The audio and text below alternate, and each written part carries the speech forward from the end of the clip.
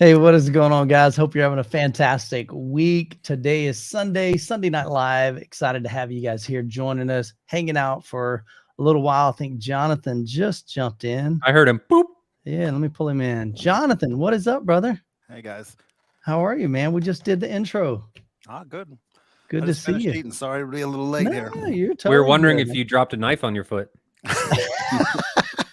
No, that's a close one for my daughter, though. Yeah, that was crazy, man. Jonathan sends us a picture of his daughter, and literally there is a knife stuck right between her two toes. I asked if they posed for that picture, and they said no. That was like wild. One of the kids had their Kindle when it happened, and they just shot it right there. So that was like grace of God, you know. Yeah, don't give it credit anything else. That's amazing. Yeah. That is wild, man. So I'm glad they didn't have to make a trip to the emergency room that night. Yeah. So super cool, man. Let me say hi to some folks in the chat. SRW1000, good to see you. Chris is in the house.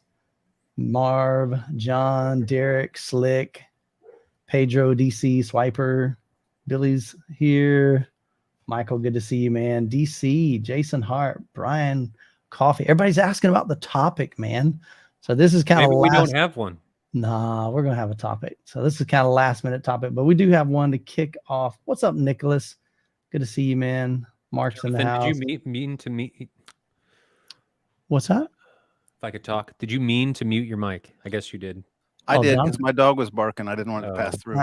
You're totally good, man. Scott, good to see you. Foul, Boyd. Cool, man. We're gonna have some fun tonight. So again, we try to kick off with a topic. We'll probably give you a little bit of MWAVE updates, and then we'll do the topic, and then we'll jump right into your questions. So if you have questions, make sure you drop those in the chat. We'll star those as we're talking about tonight's topic, and then we'll just go through your questions, man. Good to see you, Charlie. Randy, what's happening, man? DCAS, any updates on who won the Clips giveaway? Actually, yes. And honestly, I totally forgot his name. Give me a second. Let me pull up my channel. I posted it on my community tab. Clips drew that the day after we went live. And the winner of the Reference Premiere 1000 was John Stump. So huge congratulations to John Stump. Clips invited me on to their podcast the other night. So they gave away a Reference Premiere 1000 SW on my channel, and then one on their channel as well. So super, super cool, man. Excited for John. He was pumped, man. He's like, dude, it's like a dream. I don't win anything. You know, he's like, he was thinking it was a scam. I'm like, I totally get it, man. I said, I've got a check mark by my name and I'm confirming it. I said, look on Clips' website or on their channel. They confirmed it. So I said, it's a real deal, man. So he was super pumped. So really, really happy for him, man. It's cool when we're able to give away cool stuff like that, man. And we're able to partner with brands to, to provide you guys with some upgrades. And that's actually what tonight's topic is. We'll jump into that in a second, but talking about some upgrades, maybe some budget upgrades that you can make. A lot of you guys might be getting an income tax refund and trying to figure out what you're going to be spending that on. So before we jump into that, Ryan, we got any updates on MWAVE? Just really cool people that are coming. And I ended up buying the Lazy Susan, which I think I said last time because I bought it while we were streaming. Yeah, I have a tendency of doing things while streaming. Yeah. Like, or when Michael's recording streaming, like starting businesses or buying things. That's evidently what I like to do. But we bought the Lazy Susan stuff, so that's going to happen. And what do you want to do with that? So what's happening there is we're going to do a Harman style speaker comparison where the speakers are going to be a mono, and the Lazy Susan allows us to always have the speaker as we rotate be in the exact same position. So you take out a lot of the room variables, and it just provides for a much more objective comparison experience than doing things where you've got, lines of speakers. You're adding too many variables, and it becomes more subjective at that point. But as far as upgrade or updates, NFM, so Nebraska Furniture Mart, and SVS confirmed that they will be coming and doing a room. So that's awesome news. We've been talking to Nebraska Furniture Mart for some time. Yeah. And there was just a slow process is what I'll say. Sure. So that's super exciting. And then there's some other vendors. The bigger the company, it seems like the more the slower things got to are. go through. Yeah. Smaller companies, more like they just make a decision. Do I want to be there? Is it beneficial to the company? do I have something cool that I could demo at MWAVE? And then they make a decision where you got a bigger company. They're like, I like the idea, but let me check with my boss. Then that boss needs to check with that boss. And so it just takes a little while. So Bodie McBoatface asks, how big of a Lazy Susan? It will support 4,600 pounds. Yeah. So I'm going to be on it. I'm going to be kicking my leg and just spinning the. I'm going to get a wood tabletop and then put caster wheels around the outsides. So we have no problem supporting as big as speakers as we want to put on there and as many as we want to put on there. I got it that large because I knew we were going to be having some possibilities of some crazy speakers or subs. So being able to move things around just made sense. And it wasn't really. So when the wheels fall off the RTJ side and the thing catapults the speaker on the other side into the audience, we can keep the one that. Well, that's actually the secret competition that you just got rid of, the RTJ trebuchet. Which one goes the farthest? Yeah. Instead of slinging pumpkins, we're slinging bookshelves. Yeah, that is so wild. Oh boy. So that'll be one that we're doing on Saturday night for the VIPs. Is that correct? Yes. Or is that okay? So that's Saturday night. All the VIPs, VIP Platinum and VIP Gold will have access to that. But MWAVE, we've got tons of other demo rooms and experiences that we've got planned for you. JTR is bringing their full, 7.4.6 Dolby Atmos setup. So that's going to be super, super awesome. Other folks like Perlisten, they're possibly doing 2 rooms. They're looking at doing one for the R series and then one for the S series. And so that'll be 2 additional experience rooms there. We've got SVS now on board, so they'll be doing an experience room. So lots of cool stuff. There's even some talks of possibly partnering with a company and bringing some ultra short throw projectors and having some demos there. So definitely just a lot of conversations in the mix. And we're just excited. So if you guys are interested in joining us, you can check out all the information on the website, MidwestAVExperience.com, and sign up for the newsletter, and we'll kind of get you updated. That's kind of like the first thing that I send out is through that newsletter to let you know. So cool, man. Well, let's go ahead and jump right into it. Ryan will be starring some of the comments that come through. But tonight, we thought we'd have a little fun. We haven't rehearsed this. We don't even know exactly where we're going. But we know income tax is here for some of you guys. And you got a little bit of money. And you might be looking at your home theater going, man, where can I put that? And so we're going to kind of talk about just some budget upgrades, some recommendations that you might want to consider for your setup. And there's not like a specific, we talked about, should we do just subwoofers? So honestly, it was kind of last minute. So we don't have a huge plan on that one. So we're just going to go with it. I think it makes it more revealing, right? Because we didn't rehearse this. Oh, correct. But I mean, instead of I know there was we were like, hey, do we do everything or do we just narrow it down to a topic? And so that's why I mean, we start with budget and then we see how long that takes. And then we can how long each segment takes. Okay. And then we can decide if we want to expand it. All right. I don't think it's going to take as long as we think it's going to, but Jonathan seemed to think it was going to take longer. So maybe he has an agenda. Well, I was thinking we'd do this more formally, really draft up it, but that's not. No, that is not what this show is, Jonathan. It did not happen that way tonight. I know I've been out with Jessica for a while and just got back to the house, and I have not had a chance. I've been at soccer games all day, and do if we don't do it today, then you're out of town next weekend. Correct. And then I'm out of town. 2 weeks. We're both out of town this weekend, and then we've got Kaleidoscape next weekend. Oh yeah, and then it's tax time, so we don't really have time. So I think we just got to fly by the seat of our pants, man. Just let it go. Nothing like preparation. Nobody's judging you. Hey, it's all good. So you can't be as bad as the slow subwoofer comment I made last week. Okay, so it can't be that bad. All's forgiven. Super cool, but not forgotten. That's right. For sure. So Bryant, appreciate the super chat right off the bat. Thanks, guys, for your advice last week on the projectors. So we're glad that was beneficial to you. And hopefully these conversations just allow us to have some fun, but also, share our experiences and allow you guys to share your experiences with products and with different things that revolve around mostly home theater, but sometimes we get into 2-channel as well. So let's just go ahead and jump into it. Let me pull this back up. So tax refund, budget kind of, I guess, let me edit that because even that in itself. I think we do 3 levels. We do budget, kind of enthusiast level, and then we go the ultra high end level. All right. Okay. I don't necessarily want to tie it to a dollar amount. I think it's just what you would recommend, I think. Because dollar amounts, what we all think is budget is going to vary. That is correct. That is correct. So what about AVRs? So if somebody's looking to upgrade to AVRs, budget, kind of what are they looking for? To me, I would probably recommend maybe like the Denon 2800. Again, trying to figure out like what budget is. This is about $1,100 AVR. It's 7.2 channels. So part of your equation is you got to figure out like what are my needs? How many speakers am I going to be powering? How much power do I need? How much sensitivity are my speakers? But if you've got close to about $1,100, I'm pretty much a big proponent of Denon and Marantz, and the biggest reason is they just work. They've been in the industry for a long time. I've yet to have one that, and not to say that you can't get one like that, but all the ones that I've reviewed and owned, they just, I mean, I turn them on, they do what they're supposed to do. They sound great. So I don't have any hiccups with them. So I have no problem promoting them or recommending them.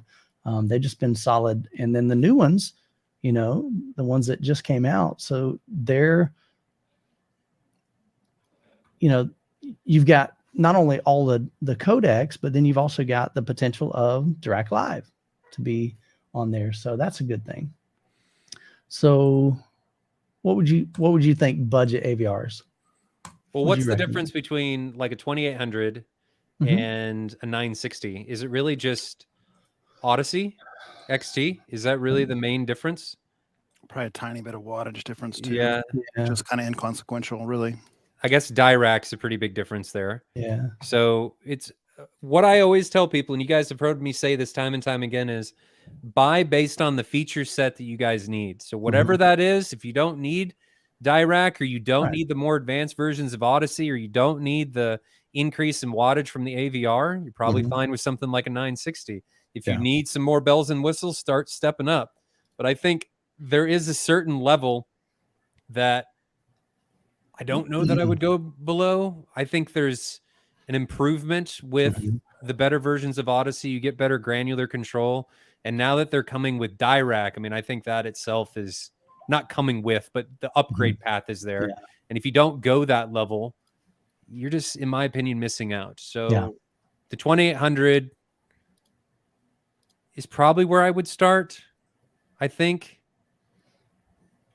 there's so many variables with this question, because then what is budget for like, this is budget for 7.2, but do you establish a budget for like 9.2 and 11.2 or whatever? I guess we're just assuming that it's just increasing in price point. So entry level budget all around, probably the 2800. But Sheldon has the Onkyo, doesn't he, Jonathan? And he really likes that thing. The RZ50. RZ50. Because it comes with Dirac, and he likes that quite a bit. 1,200, 1,300 bucks, $1,500, somewhere in that range. Depending on where you buy it from. So the new Onkyos are supposed to be good. The Sonys have gotten a lot of people are hyped about them. I'm supposed to go to a training at the beginning of April where it's from Sony. So take that for what it is, but to learn about them and see them and all that stuff.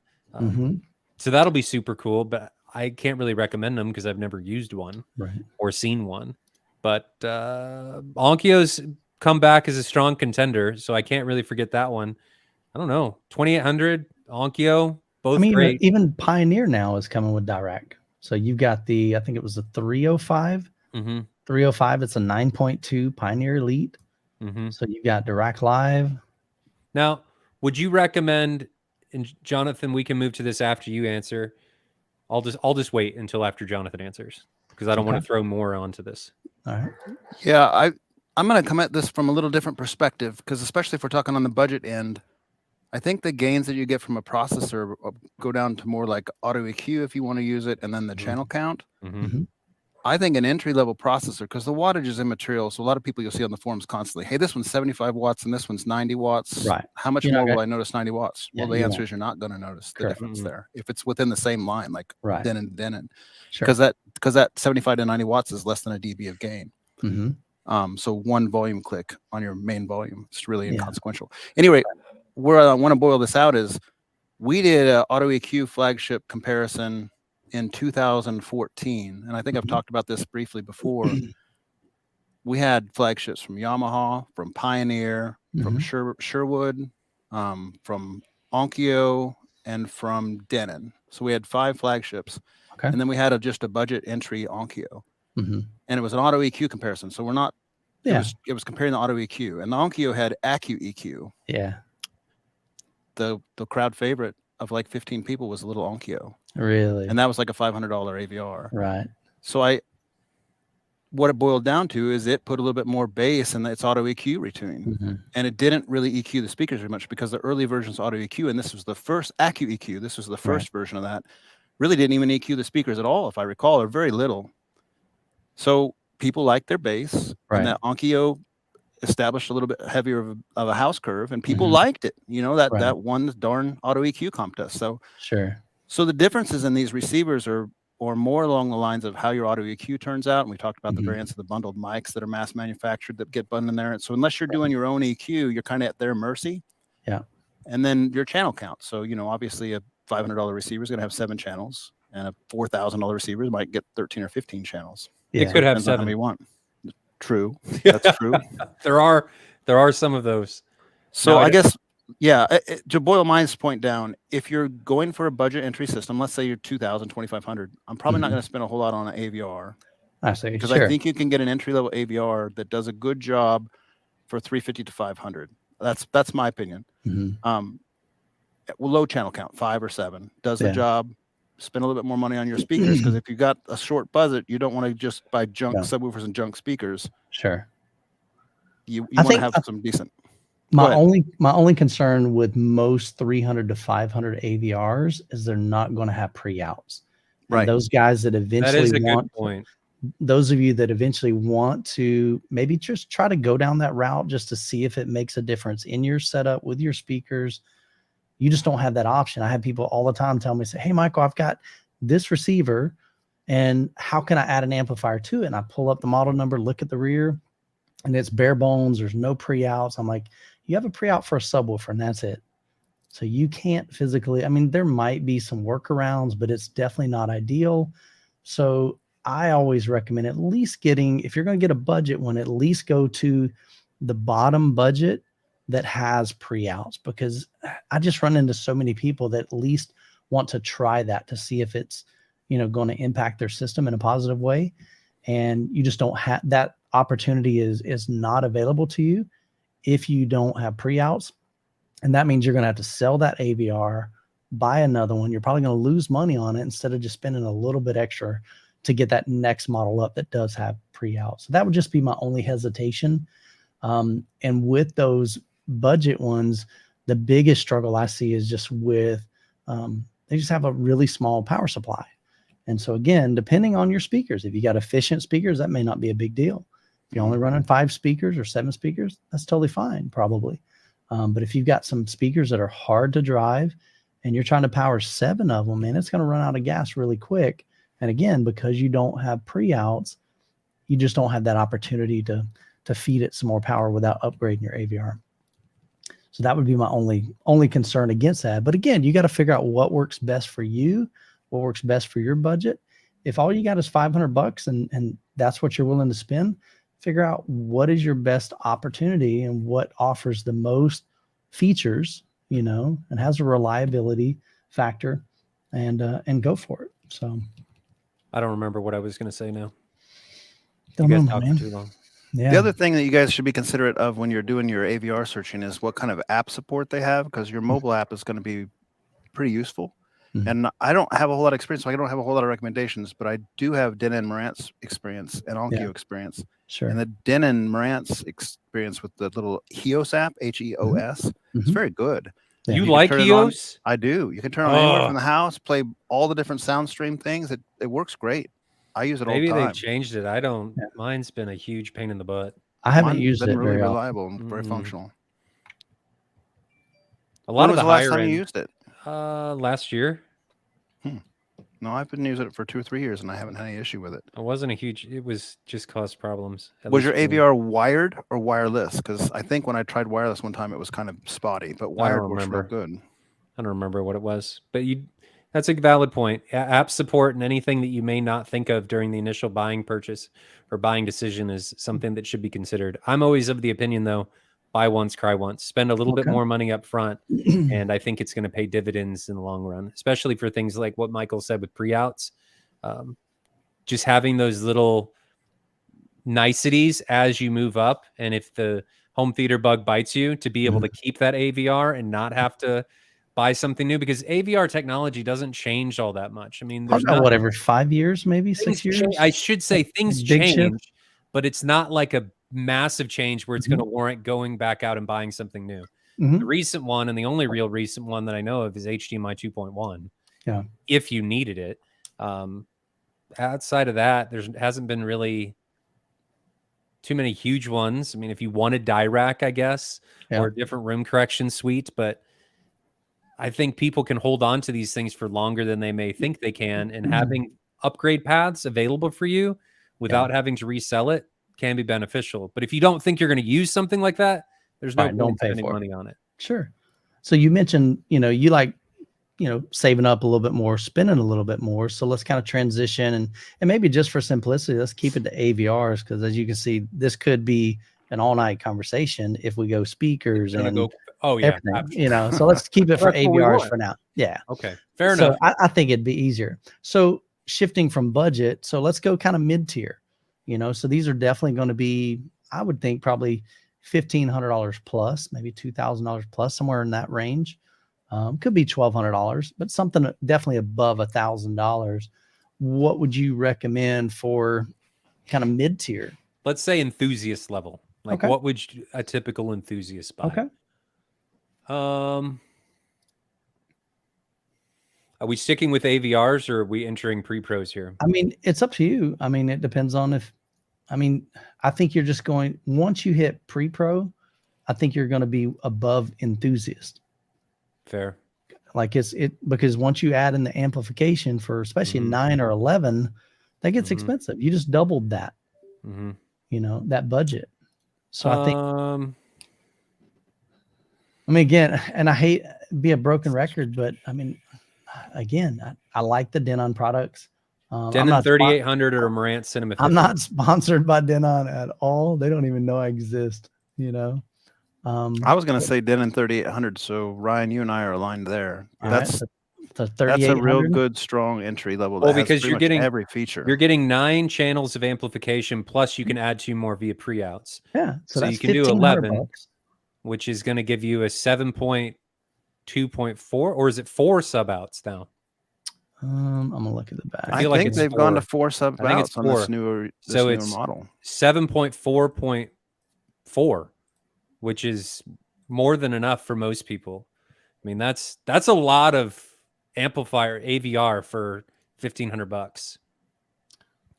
I'd actually say if you're thinking about doing and spending on the 2800X, you may want to, if you've got the cash flow available, spend an extra couple $100 and get the 3800, because the things that it brings to the table with the pre-outs, you're getting an extra 4 channels instead of just 7 to 9, because you can run 2 more if you have external amplification. That's a 9.4 channel. Yeah, but I think you can run 2 more like heights through pre-outs. That's what you're saying. I'm pretty sure. So that usually supports the same as the 4 series without the extra amplification. So I think it's probably 11, but do you see right there? I think it's 11. I see the 9.4. I don't see 11. There it is. Yeah, it's down towards the bottom. Expand your home entertainment, 11.4.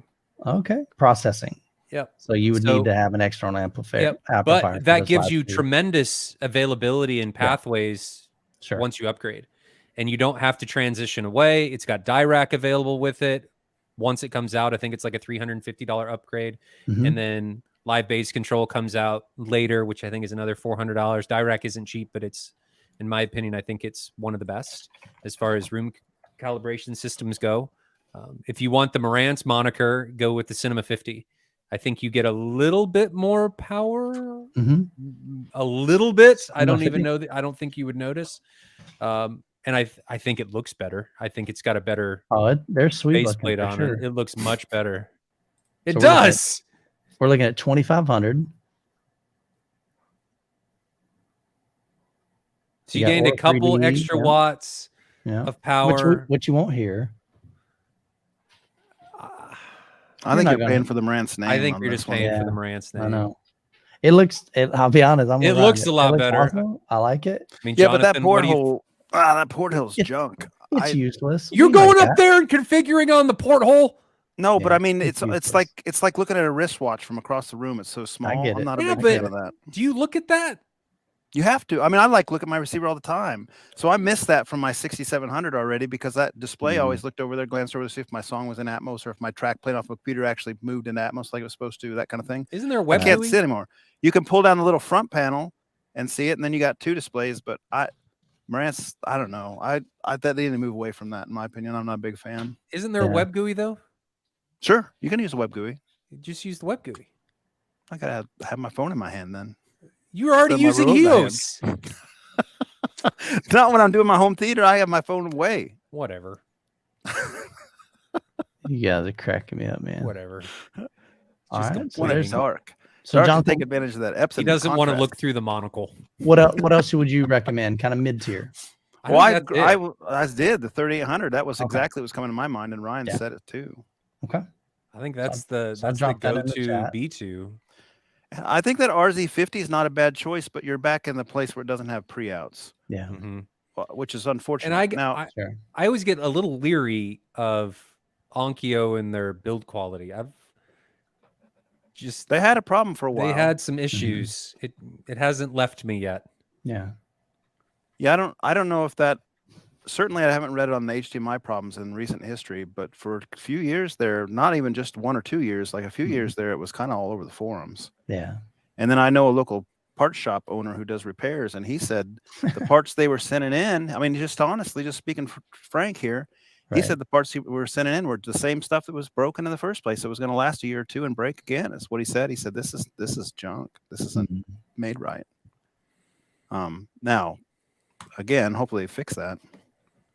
Haven't heard much reports. All right, so I think we add another tier in here. Okay. Because there's a whole nother list before we get to like the ultra high end. So I think we add another. So you're thinking there's a third one? I think there's a fourth tier. But I mean, before you get to the high end. Okay. Yeah. All right. So what are you thinking?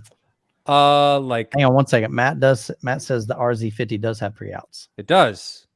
Does it have it for every channel? Because Sheldon was just telling me the other day he doesn't have pre-outs on that. Let's look it up. Thank you. We're gonna call you out.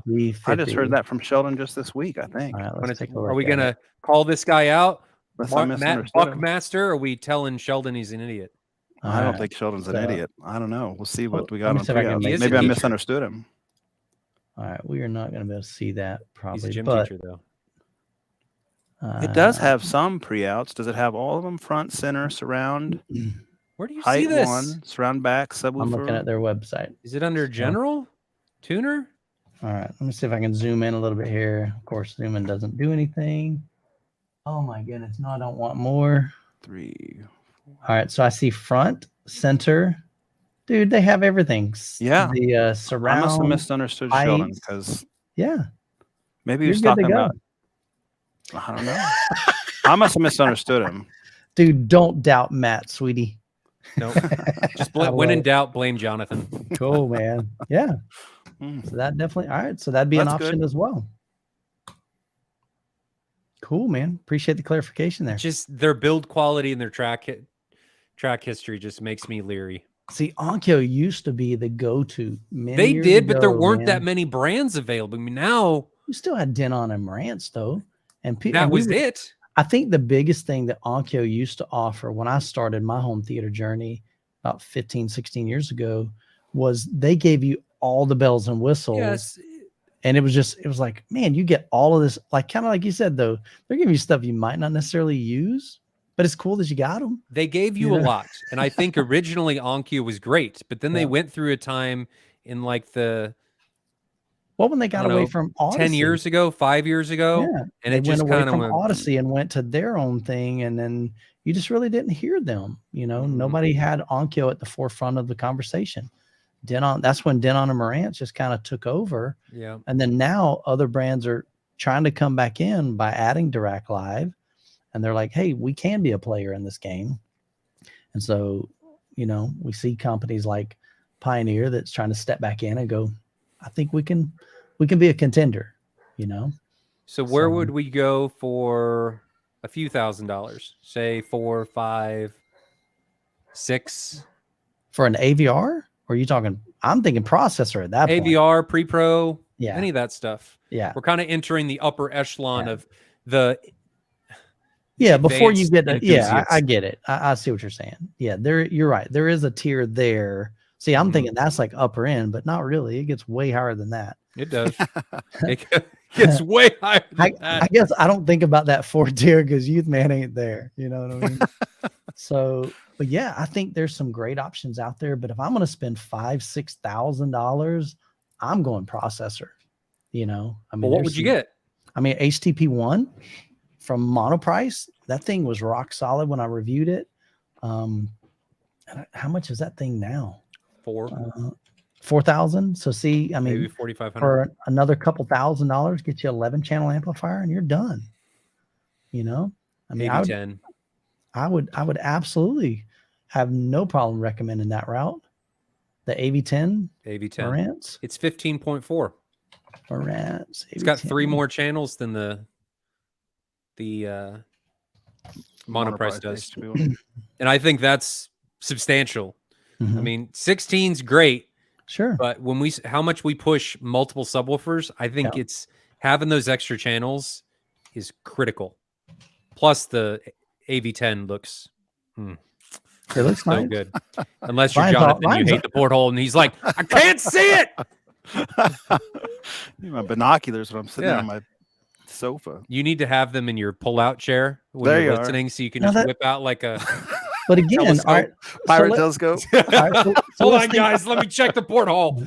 All right, so yeah, I mean that definitely. I think it would still fall into that third category because it's expensive. I mean, you're talking $7,000. Let me pull this. Not that one. Stop this. It's not cheap. It's $7,000 for the AV10. But you start moving into end game products. I mean, this delivers virtually 15.4 channels for most people. Everything they're going to want. It's Dirac upgradable, 15.4 channels, pre-pro XLR. I mean, it has everything really that you'd want. Okay. Now, how would that compare to? I see somebody mentioned the AVM70 from Anthem.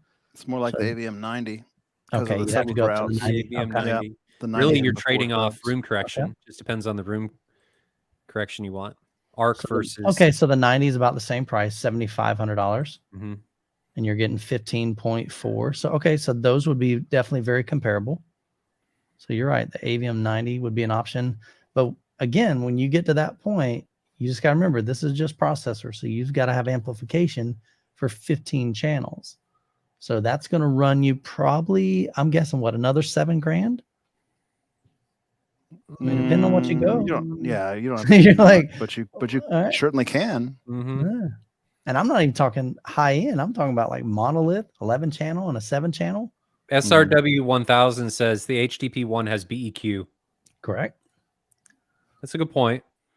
So I'm not a fan of BEQ. I'm not either. I know that's heresy, especially in the BEQ community. I don't think any of us use BEQ. No. But I mean, I went to several home theaters and they showed me on and off, and I heard a little difference, but it wasn't like, holy cow, I need to go home and add this because I'm missing out. It really wasn't. And some people, like I said, some people claim that, hey, it's a game changer. I just did not experience that in the times that I've heard BEQ. So, but that's my own. But if you like BEQ, that's cool that it is built in. They've made it easy for you to implement that now. So yeah, we have been pushing on like Storm and stuff to implement that because I think it's a great feature if you do want to use it. It's just I don't use it. So it looks like, Nicholas, you've got a AVM90, which is a 15-channel processor and a 5-channel amplifier. So you're running 5 speakers? 5.1. Okay. I don't know. Man, that's a big processor. All right. So now moving into, well, So now Jonathan, what would you do? I don't think, unless you really intentionally know what you're doing, I don't think you need to spend that much on a processor. Truth. I mean, it goes back to that 2014 meet, and then my own experience upgrading from the 6700 to the AV10. I've got the AV10 now. Yeah. If you need the channels, if you told me my life depended on which one was I listening to, I'm not sure I could tell you. And I'm dead. I'm telling you the truth, man. I know that, but my point is that's cracking me up. I think all of us would agree. You're not going to hear a difference. I mean, it just comes down to what do you need? Yeah. And on that filter, they got that filter 1 and filter 2, and filter 1 is for rant sound and filter 2 is for benchmark testing sound. I've now tested that with 3 different people and myself, of course, and all 3 people that I've tested with, they're like, man, that's so subtle. Yeah. And you've heard for years about how Marantz is so musical, and that's the one to get because it's got that filter that's so musical, and it's just such a subtle difference in my system. If you told me to leave the room, I wouldn't have a clue which one I was listening to when I came back in. I got to do switch back and forth. Thanks, Ryan. That's messed up, dude. Can't blame the product. It has to be the person. I don't know. I'm not gonna say I'm a golden ears anymore. I'm not sure I ever was. Yeah, I am not. I'm your average consumer, man. So what would your answer be then? Man, I think you get a lot of mileage out of that 6700, the new 6800 coming in, because that should be $2,000 or $3,000. It's gonna get you to 13 channels. 13 channels is wides and 4 ceilings, or 6 ceilings and no wides, depending on your room layout. That's pretty darn good arrangement for the money. So now, if you want 6700, yeah, and the 6800 will come out later this year, but that's not out yet. So 6700 is that one. Okay. So it's got 13 channels of processing. So if you got a single row of seats, 4 ceilings is totally sufficient, and front wides is great. So then that's really a symmetrical setup. You're pretty much done, I think, with something like that. Now, if you got 2 rows, which I'm trying to play with, then you might want 6 ceilings. And I don't want to give up my front wides, so that's why I'm going to 15 channels, and then I'm done. Yeah, you say you're done, dude. You're never done. You only have to wait a couple years to figure it out, because I usually upgrade my processor every couple years. Yeah. We'll do this podcast in a couple years, and he'll buy something else. We'll see what it is. Again.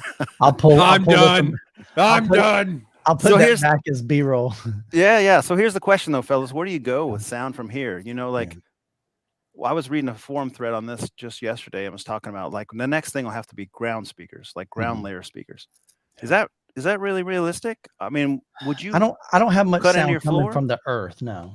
To me, it doesn't make sense. Atmos makes sense. Yeah. If you were building a dedicated theater from scratch, maybe. But I got concrete floors. I'm not going to jackhammer out my floor to put ground. What are you going to put on the floor? Yeah.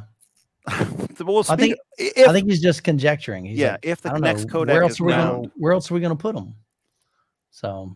Yeah, I mean, the 15 channel layout that is getting really popular and starting to. Really popular relative. It's actually starting to have content produced for it now for home use. So that's cool. Yeah. But I don't what's the next drive to upgrade the AVR besides the next video codec? Maybe 8K 120 hertz. Maybe that's the next drive, or 3D and 8K. Digital to active speakers in DSP.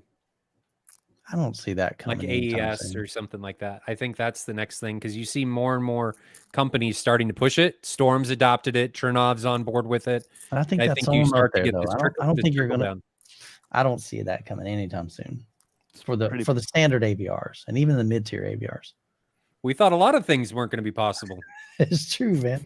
I could be surprised for sure. Jonathan next year is going to say, "I'm done. I'm done now." All right. So when he isn't done, where's he going after that? What's that 4th tier? What are we looking at? There's only a couple of companies for the most part. A dumb tier. So I've been in a couple Trinoff rooms, and it's a fancy processor, and it's got some cool stuff with changing the primary listening position on the fly, and listening to that. But again, I'll go back to the maybe not golden ear thing, but I don't know that I heard anything that made it worth $25,000 to my ears. Yeah. And then I've heard the Storm processor, and it's fantastic. The software is awesome, but I'm not sure I hear anything that makes it worth $10,000 in my ears. I don't hear anything on the AV10 that makes it worth $7,000. I'm saying my ears can't hear past a certain level, and I long surpassed that. To be honest, you're way back there.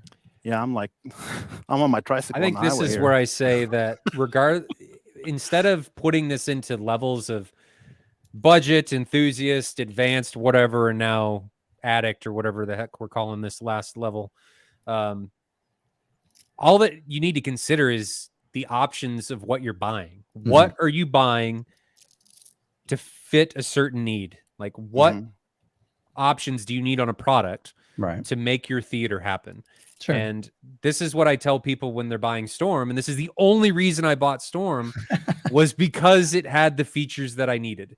That was it. I didn't buy it expecting that there was going to be a sound difference, because there's not. I mean, there's going to be, like, you've got granularity. You can get a better calibrated system with the number of taps and filters and stuff you can run. So I think you could fix things in a bad room.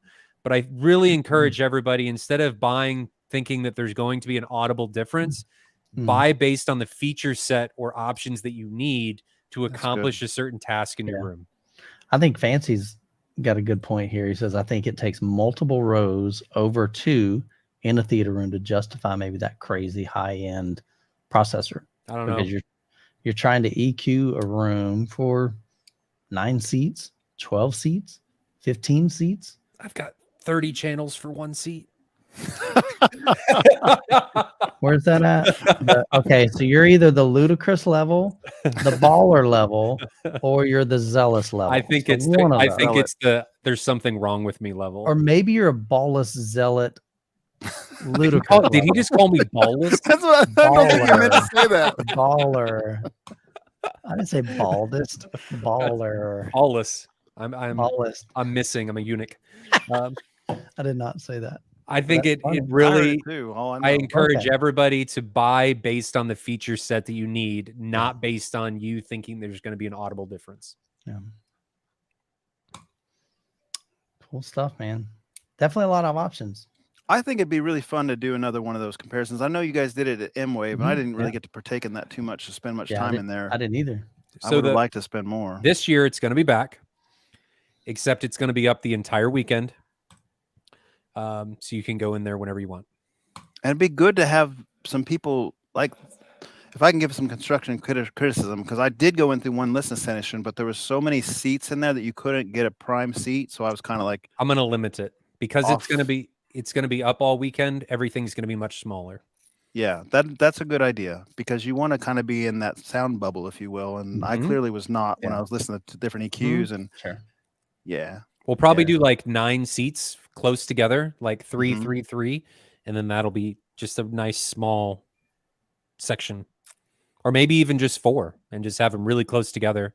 And we can't really just do one, because not everybody would get to experience it. That's the hard thing, you know. I mean, so but I agree. Last year we just had one room. Effectively, we had the main stage and we had one room. Yeah, and that was it. Kind of had 2 rooms. I mean, literally count the main stage as a room. But that's what I'm saying. So we had 2 rooms and we had close to 100 people. So we're like, okay, the only real way to do this is split them up in half. So we had 50 in a room and 50 in a room. And like you said, that's way too many. You can't really effectively get a good, and we encourage everybody to, you know, to swap seats and listen at different positions, listen off axis and see, because at home, you're not going to have the sweet spot all the time. You may be off axis in a room. And so, yeah, but to compare, the problem is to compare, you kind of need to be in the same seat, even if it's off axis. Yeah. And so the instruction given, I don't fault anybody. It was kind of just trying to make everyone get an experience for it. Sure. But the instruction given was, after every listening session, move your seat. Well, I don't know what's happening at that point, right? Because I'm because you're back left corner to front right corner, and that makes sense. I can't compare doing that. Yeah. I can't compare doing that. Yeah. That's good feedback. Seriously. I mean, and the thing is, nobody's doing this. So we're trying to figure something out that nobody else has figured out. And so the good thing is we're taking feedback from people like yourself, people that were in attendance last year, and going, okay, how can we make this better? So every year we want to make MWAVE better than the last year, whether it's adding more vendors, more experiences for you guys, simplifying our process, making that better, shrinking the amount of seats, whatever that looks like. So, but we definitely appreciate the feedback. Super excited about it. Do we want to talk about another one before we go into questions, or? another one, what? Like if speakers? Nah. Okay. I wouldn't think so. Because then you're going to be another super I'll be tier. Yeah. Yeah. I mean, hit that. We didn't even get to that. What? Your fourth tier. We never even got to that. There's only two where options. does it go beyond Trinoff? Like what Trinoff I and guess, Storm. That's what I'm saying. There's Trinoff, Storm. Is there? Well, I guess. What about Lingdorf? I mean, I know we don't hear much from them. I guess there's Lingdorf. They're You kind can of perfect. there. I They're about guess there's 12,000. I guess. I don't have any experience other than one time we brought the Lingdorf over to my home and we set it up. So one of my patrons. So that was fun though, for sure. I enjoyed it. But like you said, when you're talking about a $12,000 processor, I'm with Jonathan, man. It's like, what did I hear for 12 grand? You know, I mean, that's a lot. And I'm not $12,000. $12,000 at that time. Where you get what 12 grand? It was the Lingdorf. It wasn't their high. Yeah, Lingdorf. I was like, yeah. Where are we getting Trinoff for 12 grand? What? No, it was Lingdorf. He had brought it over to my home. It was, I guess they have two models, and it was the bottom model, the cheaper model, I guess.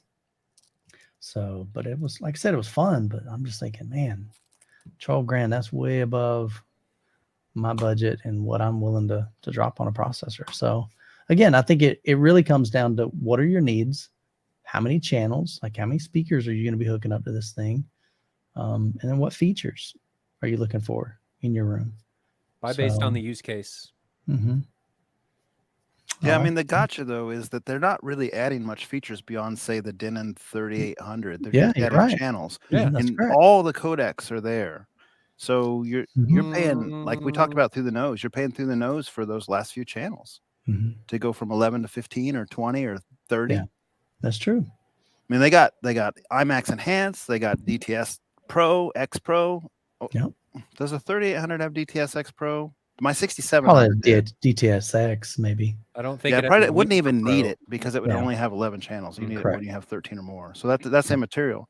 Right. But I mean, name something it doesn't have. The 30 Auto EQ is Odyssey, granted, or Dirac if you pay for the upgrade. But what I mean, it's not missing anything. Or 3D, you know. Yeah. So it's like, I'm with you, man.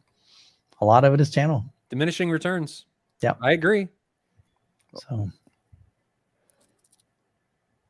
So there was a question in there that I think goes along with what we're talking about right now. How many channels is the optimal number of channels? I did see that one. Okay, here we go. Boom. That was starred. We'll throw that. And guys, I will get to your super chats as soon as we wrap up this topic. We'll do those before we get to your questions. So those will be going first. I have a little confession on this, and it's kind of an interesting little thing.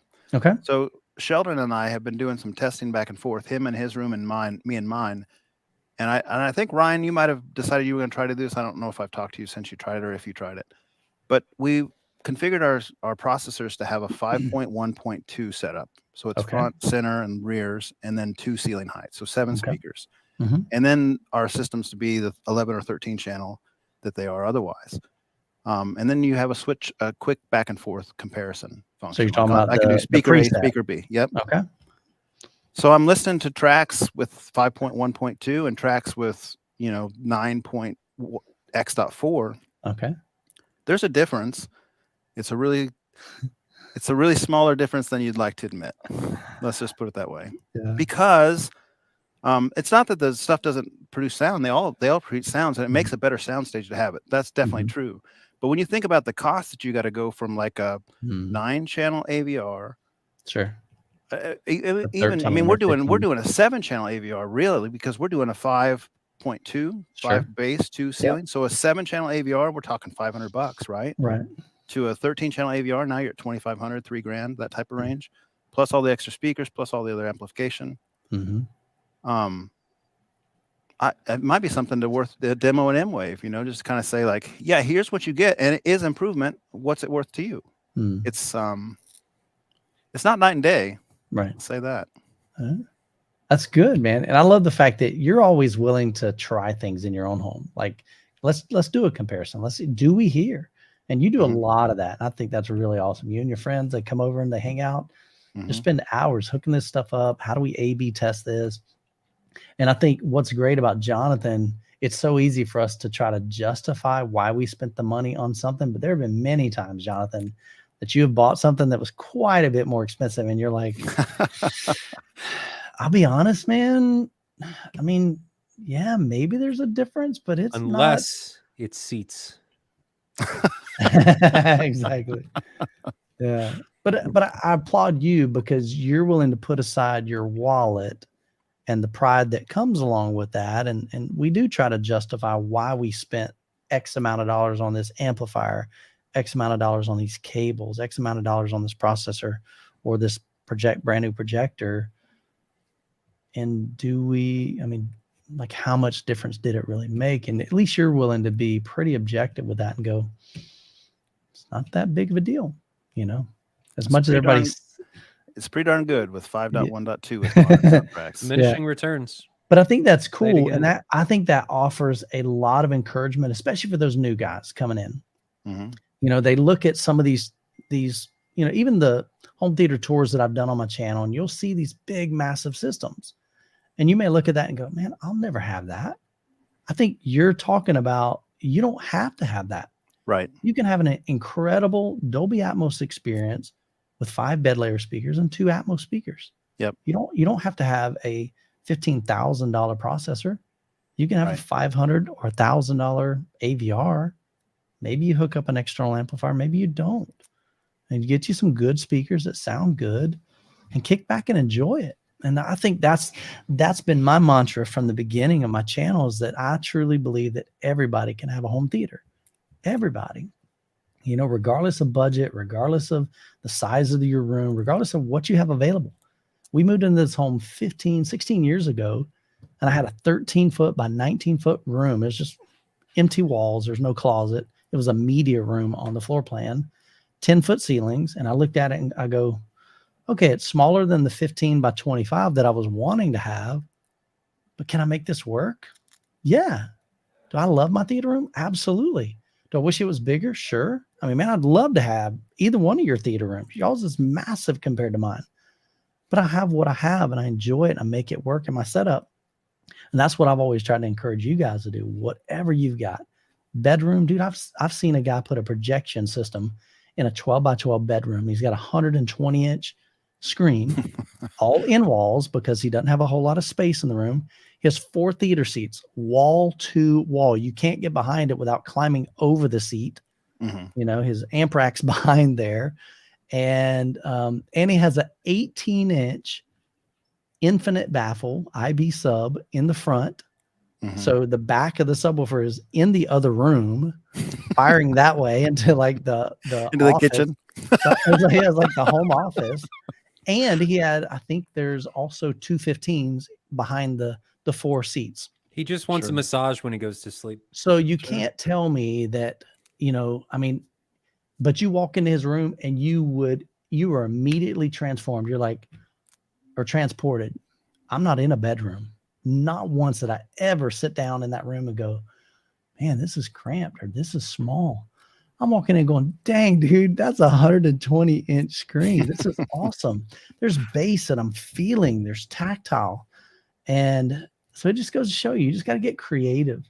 And if you're willing to get creative, I think you can pull off some really, really cool. I mean, we got Brad, Home Theater Gamer, in the chat. He's got an awesome system. And his room isn't very big either. So he's changed. Go ahead. Yeah, go ahead. Oh, he says he's running a 5.1.2. He's got 4 subs, mini DSP, and Brad, let us know how big your room is. Your room isn't massive, And the so to go back to what Jonathan was saying, what demo content did you use? And I think what you're going to say is you want to do the testing with real world content, because if you do things around just home theater demos or Atmos demos or DTSX demos, you may get a different experience, but that's not real world. Yeah, I mix it up as far as what I'm listening to. Did some movies demos and like a lot of Atmos music listening to do the comparison. And don't get me wrong, I'm not saying there's no difference. There is a difference, and every layer of speakers you add is a difference. But it's that realm of diminishing returns. So like, I'm listening to Atmos music, and there's stuff coming out of the front with my normal setup, 13 channels. There's stuff coming out of the front wides. There's discrete stuff coming out of the front left. There's discrete stuff coming out of the rear left. There's like, you can hear each speaker is doing its thing. And when you narrow that down to 5, it's just less places that they can source from. Yeah. But it's not necessarily like you just lost half the content. It's just down mixing it into fewer speakers. So you're still getting the content. It's just not from as many not from as many locations. So I mean, anybody who doubts this, and most of these AVRs, it's pretty easy to do. On the Denon Ranch, just go to amp assign. Even if you don't have a quick preset, you can just go to amp assign and just swap it out. Yeah. In fact, with the new Marantz, this AV10, if I change my channel counts down, I can reload the same Odyssey config from the $20 app, and it'll populate it just in the 5.1 config. So I don't, you don't even have to mess with that. And there's far less content utilizing all of those channels than people, I think, want to believe. That's true. That's far less than using even your surround channels. That's not just coming out of your fronts. Far less than people think. So yeah, there's videos on that too. Yeah, where they'll turn off all the other speakers and just leave front wides on or something, or maybe 2 of the ceiling and just kind of hear what's going on. Like I think there's a round of those videos with multiple movies. And like to Ryan's point, it's kind of hit or miss based on the objects in the movies, but they're not live all the time for sure. Nope. So yeah, I mean, I'd encourage anyone listening to give that test a shot. And I'm not, again, you're not saying that it's just as good. It's not just as good, but it's surprisingly good. You know, we've evolved along the way. We think, man, this is so much better than what we used to have. And then you step it down to 5.1. I think some of it might be that the tracks are mixed so much better now. Yeah. And I'll give you this example. At one point, I had kind of a go-between time, and I was using an Onkyo processor, a Pre-Pro 5508. It doesn't even have Atmos, right? And I'd switch that into my system for a little while. And I'm listening to some of these tracks, and this still sounds awesome. Like these things are mixed. These things are now mixed using Atmos, and I think that benefits the old tracks. Now you don't have discrete ceiling stuff, but the tracks are mixed better. Like the actual movie mixing function is better than it used to be. So these movies are just sound better, even in the old codecs, the 5.1 codecs and the 5.1.2 codecs. So I don't know.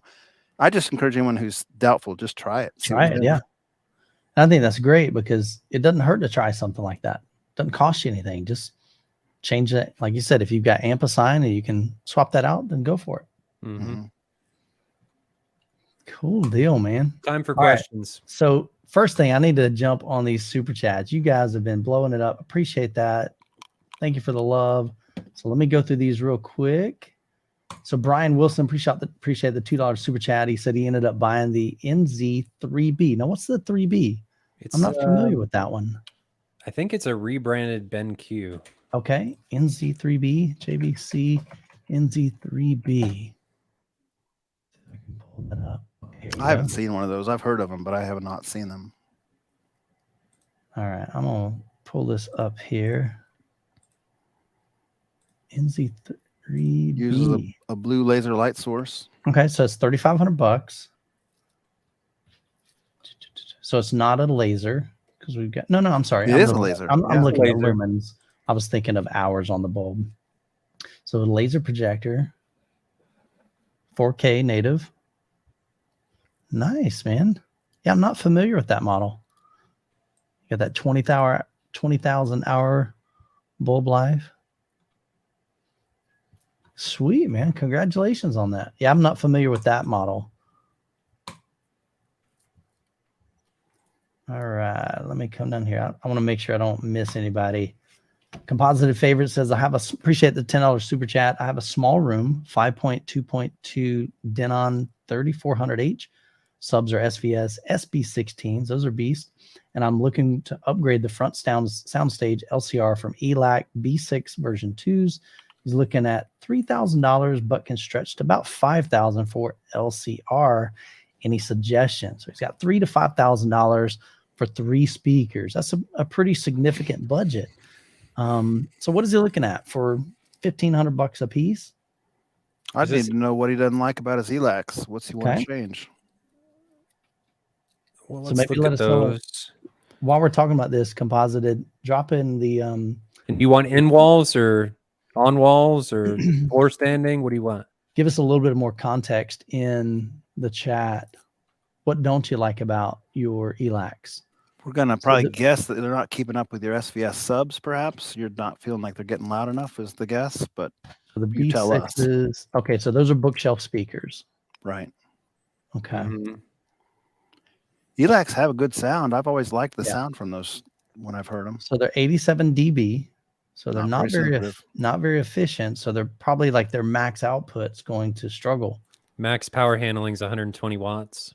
Okay. I think he just may be running out of gas. Yeah. Yeah. So would maybe the floor standing models of those? Well, I guess they're going to probably be similar in efficiency though. Yeah, he's got to speak up and tell us what he's after. Okay. So what's your goal? He said he likes the ELAC fine. They're bookshelf size. So is this, you just got the itch to, nothing wrong with the itch to spend some money? Or is there something that you're after? And again, the hard thing about telling somebody, hey, what speakers should you buy is every speaker is going to have a different sound signature. Well, and I want to know what the rest of his system is. What are the speakers in the rest of the system? Because he could take those out of the LCR and relocate them into a different part of the system. Maybe those go to the rear and then get the bigger floor standing or whatever he's doing and expand the system, and then no use in just getting rid of them. I'm always of the opinion and going crazy and just repurposing.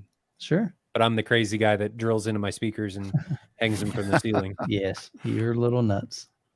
You're that zealous Chris was talking about earlier. No, I'm ballless, remember. The ballless zealot. That's what you are. I need a shirt. Just on the back, the ballless zealot. That's funny. So let me come down here. So he says, all right, here we go.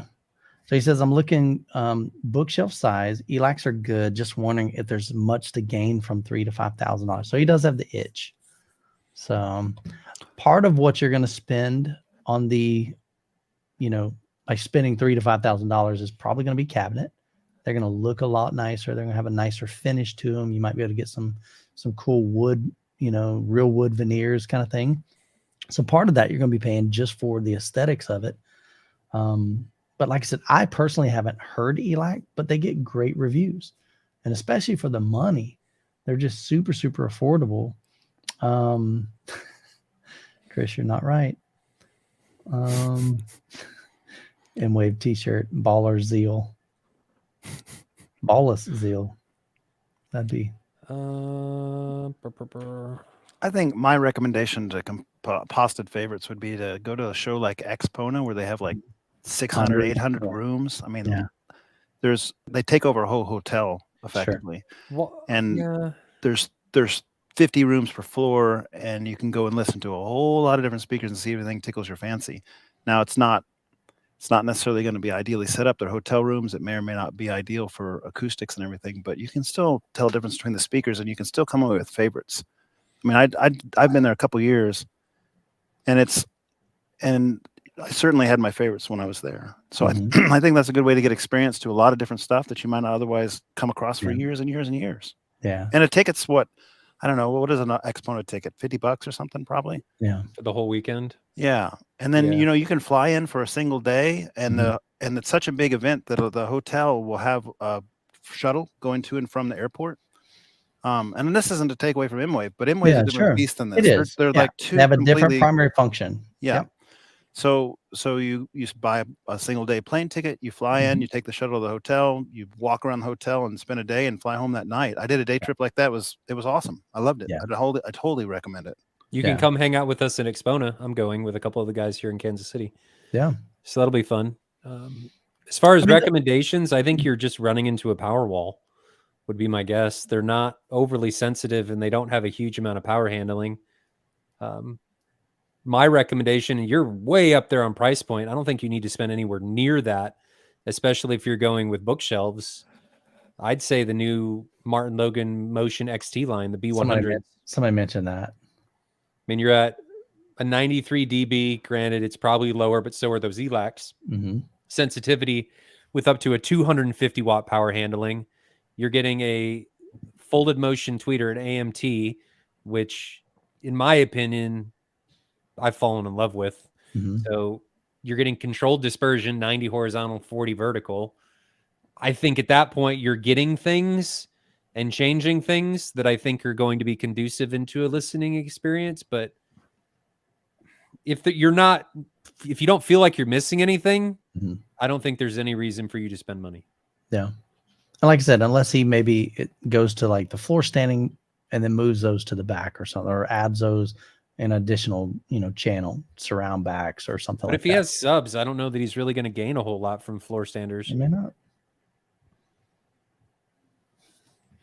Cool deal, man. Good question. Appreciate the super chats. Let me come back up to here. While you're finding that next question, I'm just going to speak up on one more thing on that. Yeah, go ahead. For us to recommend speakers to you is kind of a difficult It's very hard task because, I mean, we've mentioned this before in the podcast. I've been in blind auditions sitting next to somebody left and right, here and here, and I'm getting chills. I'm loving one speaker. I'm like, how could anyone not like this one the most? The guy next to me likes the other speaker. Yeah. So what do you make of that? Yeah. Except for people just have different subjective preferences. Correct. And so, us tell you to get this model because that fits your budget and it may not be something you like. Correct. And that's okay. 100% agree. Jonathan, you have to tell people what they need to buy. I told them to go figure it out themselves at Exponent. Buy it. Here's the reality. That's what most people want. Like I've had people say, hey, I'm waiting on your review before I buy them because they want almost like my approval. And like you said, the reality, I just tell people, do your very best to hear as many speakers as you possibly can, because I guarantee you, if you hear 100 speakers, you're going to narrow it down to probably about 5 that you just really, really like respond well to, that you connect with, that your ears are going, oh man, that just hits me right here in the soul. Like I'm loving what I'm hearing. And not every speaker is going to do that for you. Right. I mean, I heard probably $100,000 pair of speakers at the Florida Audio Expo. I walked in, sat down, listened to a partial demo, and walked out. They should have been like, it should have been like Michael, butter on your toast. Michael just doesn't know. It should have been just doesn't know. Well, I did hear another content creator say, you know what, that was my least favorite room. And again, it's probably, and he said, I've heard those speakers in other rooms. And like you said, Jonathan, they've got limited time to set those up, to calibrate those. Some of them don't even do any measurements. They just set them up, play them. I hope everybody knows I was kidding. What's that? About you not knowing. Yeah. Either way, I don't care. But the reality is, cool. So Chuck said he's 20 minutes away. He's planning on going next month. But yeah, these shows are definitely a good way for you to at least hear. And that's one thing we want to provide at MWAVE is just give you opportunities to hear different speakers, different systems. And what I would love and what we're doing this year and adding that we really didn't have last year is full Dolby Atmos systems. Some are going to be kind of that higher end, but we've got SVS that just came on, and you can get a whole SVS like what you were talking about. They do these demos at these trade shows and these small hotel rooms, and they'll do like a 5.2.2 Dolby Atmos setup. And you got people walking out of there going, dude, that was an amazing demo. And it fits their needs. It meets their budget. And so we want to try to provide you with those things so you can hear what you like and figure out what works best for you and your budget. So Chris, appreciate the $5 super chat. He says, if you want a super entry level receiver, Yamaha RXV 385 is on sale for $300 at Best Buy. Happy with mine in my living room. Appreciate the recommendation, man. Yep. A lot of guys love the Yamaha. The only thing I'm not super fond of is their Wapow. But again, I've got sounds like something out of a comic book. Sounds like an old Chinese like kung fu movie. Yeah. But yeah, so I've got a friend that he loves Wapow, and he loves the interface because it's super easy to use. So, but definitely that's a great budget option there for you guys if you're looking for something like that. Nicholas, appreciate the $31. I don't know what A is, what currency that is, but appreciate that. Can you guys explain if I'm chasing 10 dB hot house curve and achieving it with 12S with headroom, what more? I think that's 12-inch subs. Okay, so 12s with headroom. What more can 15 inches or 18 inches deliver if chasing the same 10 dB house curve? What will they give that 12s can't? Okay, so he's kind of asking, I guess, if he were to upgrade from 12s to either 15s or 18s, maybe how much less does he have to boost that house curve because of the additional output on a 15 or an 18? I don't think he has to boost the house curve at all. Yeah, I don't. If you're getting the volume you want out of your multiple 12s, I'm going to assume, because a single 12, unless you're in a closet, can't do 10 dB house curve over, at least if you're going to reference. But if you're getting your SPL levels that you want, I don't know that you're going to necessarily see benefit going to 15 or 18s. Would he down low? Get some lower end extension. He'll get extension down low. Sort of depends on what. Yeah, it sort of depends on what he's after. What he's after. Yeah. But if he's, this goes back to the last question with the ELACs is, if they're doing what you want, there is no reason to spend any more money. Yeah. If you have a solid EQ response, if you're going seat to seat or you're only doing one seat and it's as flat as can be and it goes down far enough to where you're happy and you're hitting that volume level that you want SPL wise, there's no reason to change. Yeah. Be happy with what you got. I think people forget and start chasing the rabbit down the rabbit hole, and they forget to enjoy what they have. 100%. And we're all guilty. We're all guilty of that. You know, I mean, my daughter just bought not a new car, but another car. New to her. Yeah. And so did she need another one? Not really, but she had an itch. And she's like, but that's so nice and shiny, Dad. You know, she didn't say that, but that's what she's thinking. Is like, you know, mine's getting old. It's got 160,000 miles. And I'm like, but babe, it's still running really, really good. And you have no car payment. I know, Dad, but this thing is beautiful. It's cool. It's sexy. And I'm like, I get it. He says he's getting down to 15 hertz. Okay. That's low, dude. That's awesome. So definitely not in the single digits, but not everybody needs single digits. 15 hertz is still anytime you can get solid. Yeah, anytime you can get 20 hertz, 18 hertz, 17 hertz, 15 hertz is pretty low. Most subwoofers aren't going to hit 15 hertz. So I don't know, man. I'm with the guys. I think that if you've got enough output from your subwoofers, you may not need to chase anything.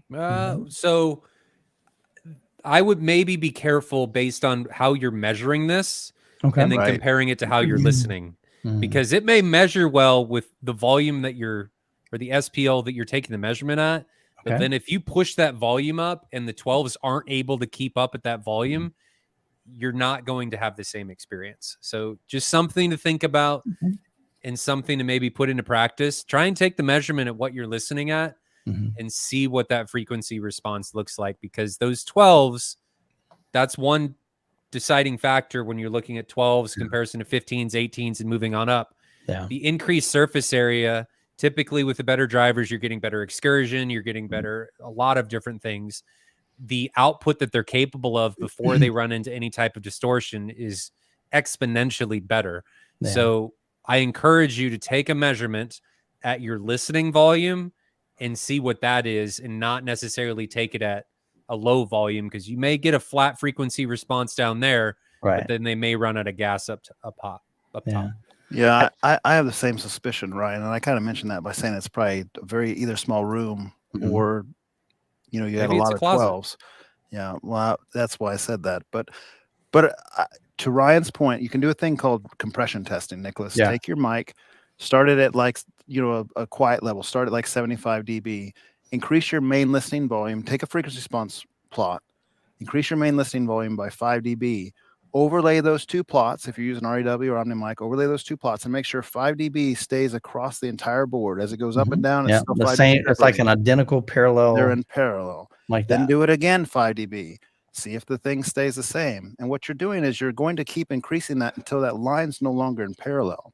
And as soon as you see that line stop being 5 dB apart, or 3 dB if you maybe want to be it's 3 or 2, as soon as that's not in parallel, and say you get one section that's like 2 or 3 dB and the other section's at 5, now you're starting to hit the limit of your speaker, and so you know where the limit of your speaker is. And this goes back to Ryan's point saying, yeah, when you're measuring it, maybe you're not measuring it real loud because it's obnoxious to listen to those sweeps real loud, but what happens when you turn the volume up loud? Are you still getting 15 hertz at 10 dB hot with a couple 12s? No way. If you have a small room and they're corner loaded, room gain, maybe we can talk.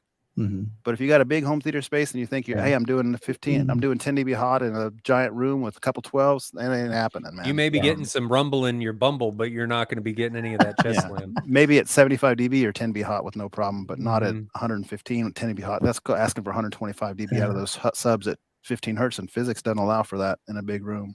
And I'll throw this out there too.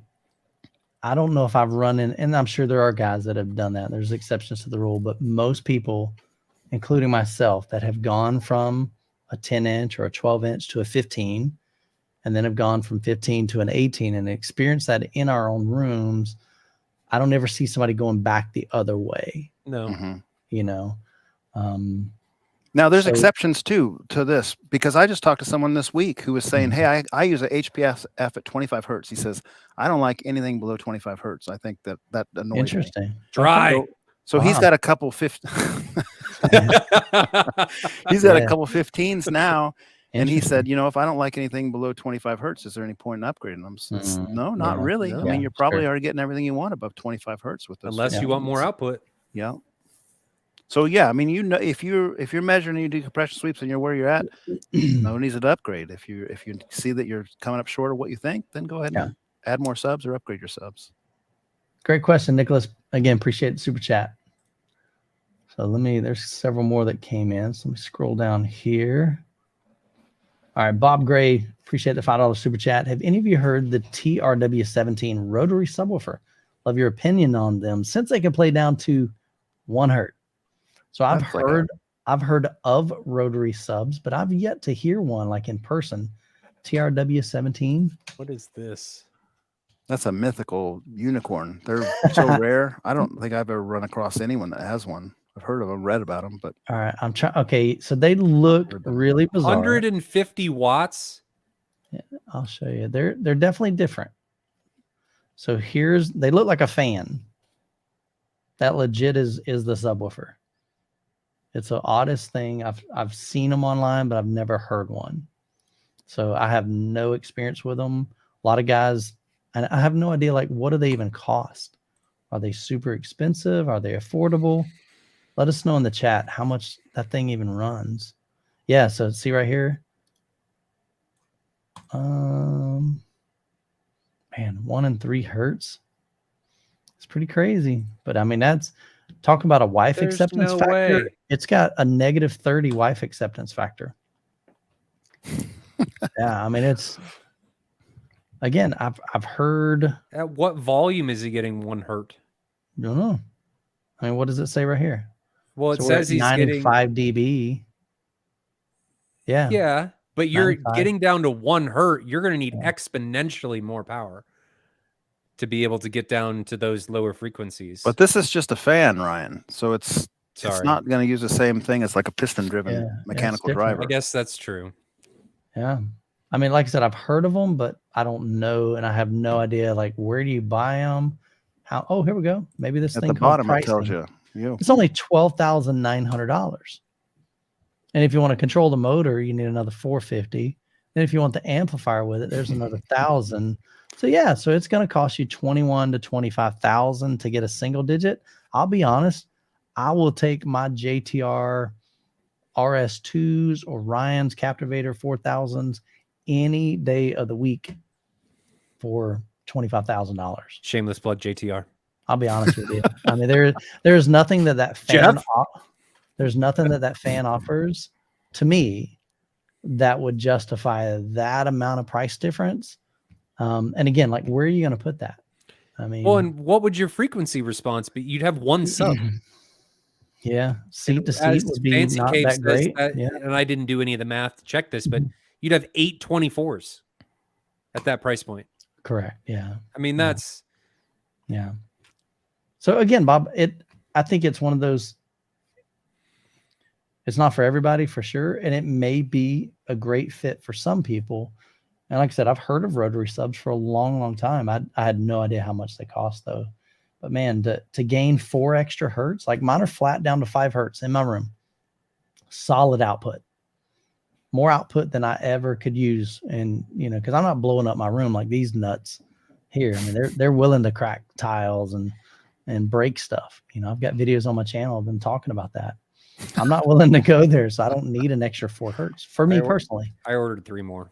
But again, I think it's pretty cool, man. It's definitely a cool concept. So I think it's cool. I'd like to hear one. If anybody has a connection, bring it to MWAVE. For sure. See what that thing can do. Yeah, $25,000 loaded up on a plane. Let's break the convention center. Neil Hansen, appreciate the $10 super chat. I don't think, if you guys can help me look. Oh, that's right. That's right. Neil, thank you. So Neil has and I want to plug this, and for a couple reasons.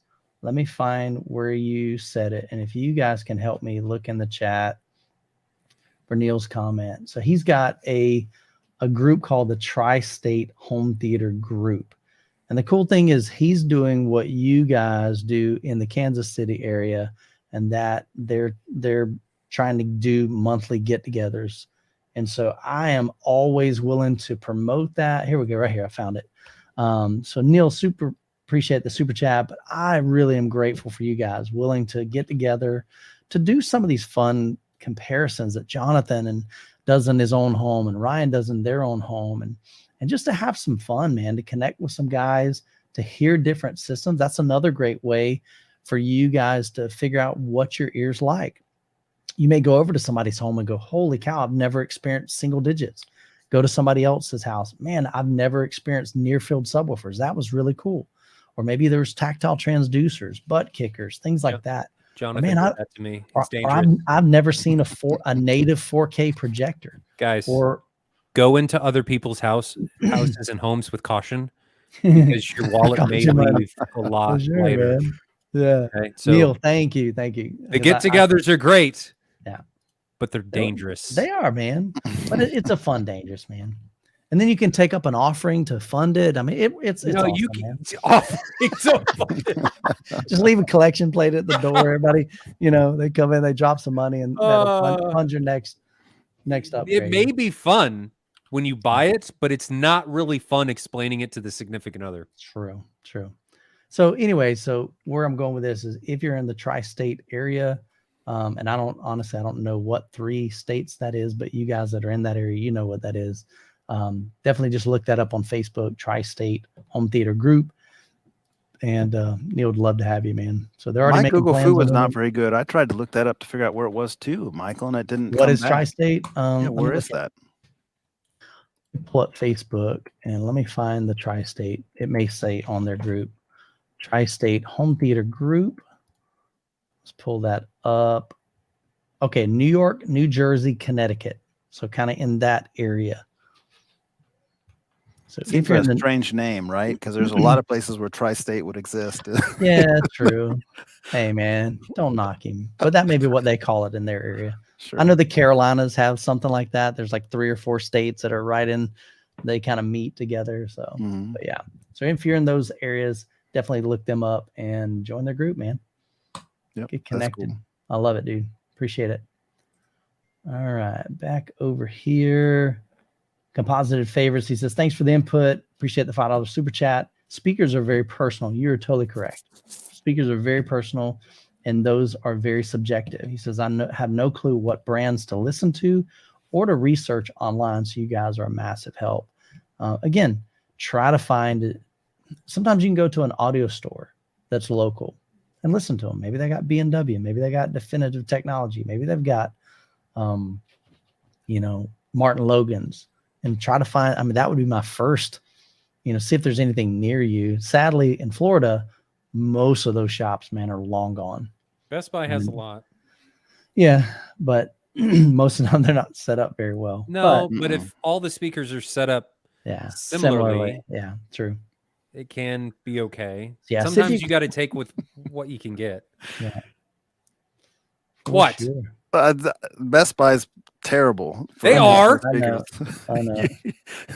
So Ryan's a good dude. Not. If you got a what is it, Magnolia? That'd be a little better. Yeah, but the rest, I think that's what he's saying. Yeah. You got to take sometimes what you can get, though. Yeah. You can't just always be expecting the Holy Grail. You got to go in and just be able to maybe sit closer to the speakers, so you can take maybe some of the room out of you. And honestly, there's even like showrooms like let's say Worldwide Stereo. They have 2 showrooms. That's true. Audio Advice has a couple showrooms. Nebraska Furniture Mart has showrooms. So there are some companies out there that you could see if they've got a local place that you could go and demo. But again, just try to hear as many speakers as you can. That's how I found out about JTR. You guys were the ones that told me, hey, if you like SVS, you need to hear JTR subs. And I'm like, who's JTR? And so after a year of reaching out to Jeff, he finally sent me some. And I'm like, Jeff, this is ridiculous. I've never experienced single digits. I've never had so much output. And I sold my PB16s and upgraded to the RS2s. And then I'm like, Jeff, your subwoofers are amazing. I would love to hear your speakers. He's like, well, I'll fly you up, and we've got a couple of them around here. I'll take you to them. And so I heard them, and I'm like, holy cow, these are have some of the same characteristics that my clip speakers have that I love: clarity, detail, dynamics. But it kind of amplified that. And then that's where I'm like, okay, now I'm shifting towards JTR. I still love the sound of clips. Some of you guys don't. I don't even think Ryan likes clips, and that's totally okay. It's not the same sound as his Martin Logans. It's not that I don't like clip. I've never been a huge fan of horns. Right. That's very subjective. Correct. Most people, as you said earlier, and I think it was Jonathan said, like certain speakers, and the person sitting next to them may not like them at all. Everybody has very different opinions about what they like, what they're after, what they're trying to accomplish. It's just different. Yeah. And Darren's right. I mean, Ryan's a good dude, but he's wrong. So Obviously. okay with that. Every time. Just mess with you, my friend. Cool deal, man. Appreciate that. All right. Let's see. He paid $10 to say that, Ryan. I know it was worth $10 for him to give you a little. Well, no, it was. I got that wrong. He loves Ryan. He paid $10 to love you. Yeah, I dropped the hammer. The hell, Jonathan? You think somebody's paid $10 to throw me under the bus? That's what was on my mind. I took the liberty to add that. I do that a lot. All right. Jonathan thinks so little of me. He's like, oh, this guy can't talk nicely about Ryan. He paid $10 to just. No, I was just listening to what Michael said, and I was thinking, I guess read the comment. That's funny. That's awesome. See, you got to watch me, man. Like I'll slide some stuff. I used to have a youth pastor that would do that. He would be reading a passage of scripture, and he would just throw something in just to see if we're paying attention. And you're like, wait a minute, that's not in the Bible. That's crazy. And he's like, yeah, I added that. Topher, appreciate the $10 super chat. He says, hey guys, I have the Polk Reserve series with the R700s and the R400, and the off-axis response on the 400 is terrible. I was wondering, would it be worth the money moving up to the three-way L400? So that's from the Legend series. Man, great question. I really enjoyed the R700 series they sent to me. I had it for probably about a month. I like that series, but I didn't take any measurements or anything off axis. So I normally just kind of review in my listening position. Were there this many super chats? No, I'm making them up, dude. I'm making them up. I don't know. You were trying to change people's comments and stuff with throwing me under the bus when the guy was trying to be nice. And now maybe you're just. These guys are being super generous, man. I appreciate the love. So thanks for taking care of Michael. Yeah, man. So I don't know what. So the the L400, Polk L400. Is that a center? That is the center channel. Let me pull it up here. We'll show it on the screen. R400, not L400. So he's asking if he upgrades to the L400. Yeah, so he's asking. This is an $1,800 speaker that he's asking, would I get better dispersion on it as far as off axis? So I wonder. See, I don't know if it'll say anything on here.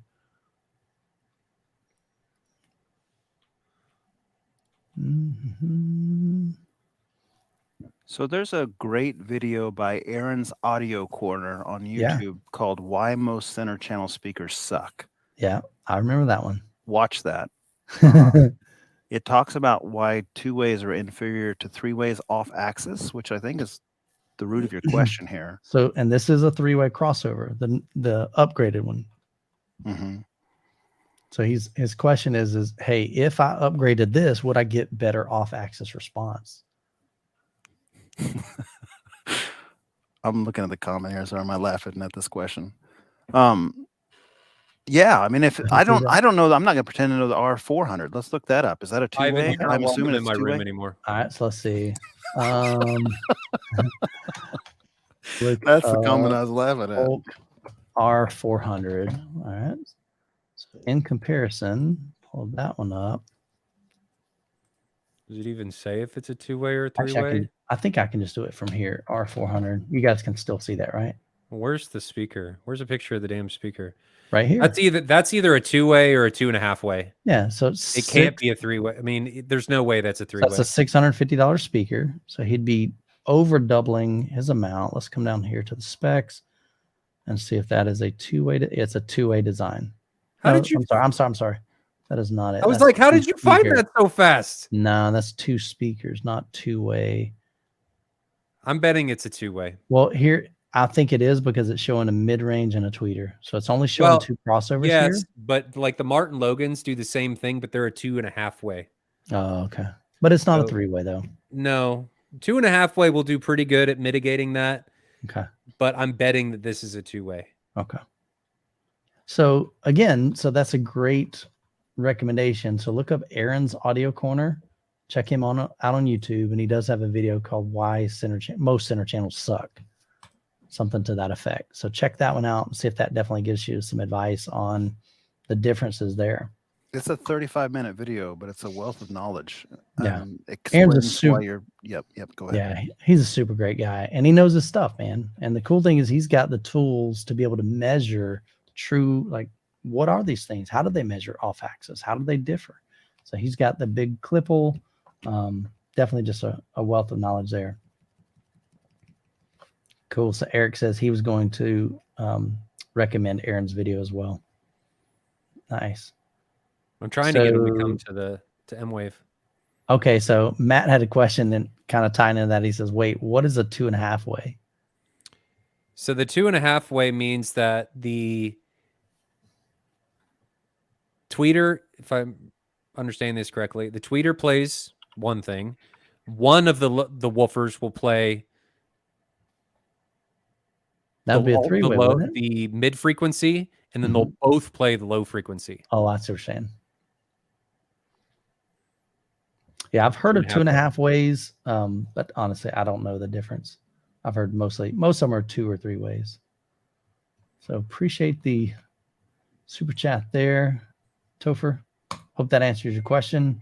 Jayhawk, appreciate the big $20 super chat, man. Says Jonathan's a great guy. Ryan's a little suspicious. Michael, you are the man. Just paying to dunk on me. That's awesome, man. Don't worry, guys. I'll just stand here and take it. That is too funny, dude. I got it. You deserve it, man. Oh, man. You deserve it. It's the beard. It's that thick beard that makes you look suspicious, though. Without that, and that devil shirt. That devil shirt. Look at that. Oh, he's got a devil shirt. Oh, yeah. It looks like you're angry, man. See, I'm all festive over here. Jonathan, I mean, he's in, yellow. Man, I blend into some of those super chats. One of them was yellow. The other moment, I was like, blending right in, camouflaged.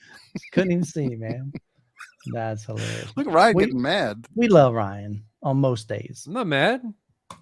This is my normal face. That's the resting face. That's true. This is. I'm not going to add to that. That's hilarious. Brian, appreciate. I don't want to get him demonetized. Brian, appreciate the $20 super chat. Brian is one of my patrons. Love you, man. Appreciate the support. I'm not one of your patrons. Brian is. Oh, I thought you said Ryan. Didn't you think he said Ryan? Oh, man. I think you guys need to get your hearing checked. Is what I think. Maybe we should stop doing these listening evaluations and stuff because obviously we can't hear crap. So Brian 260 $20 super chat. He says, y'all think about becoming a Youth Man patron. This is what he does and support Ryan by buying through Ascend. Y'all are great in my book. You rock too, Jonathan. So definitely, man, I appreciate the love and support.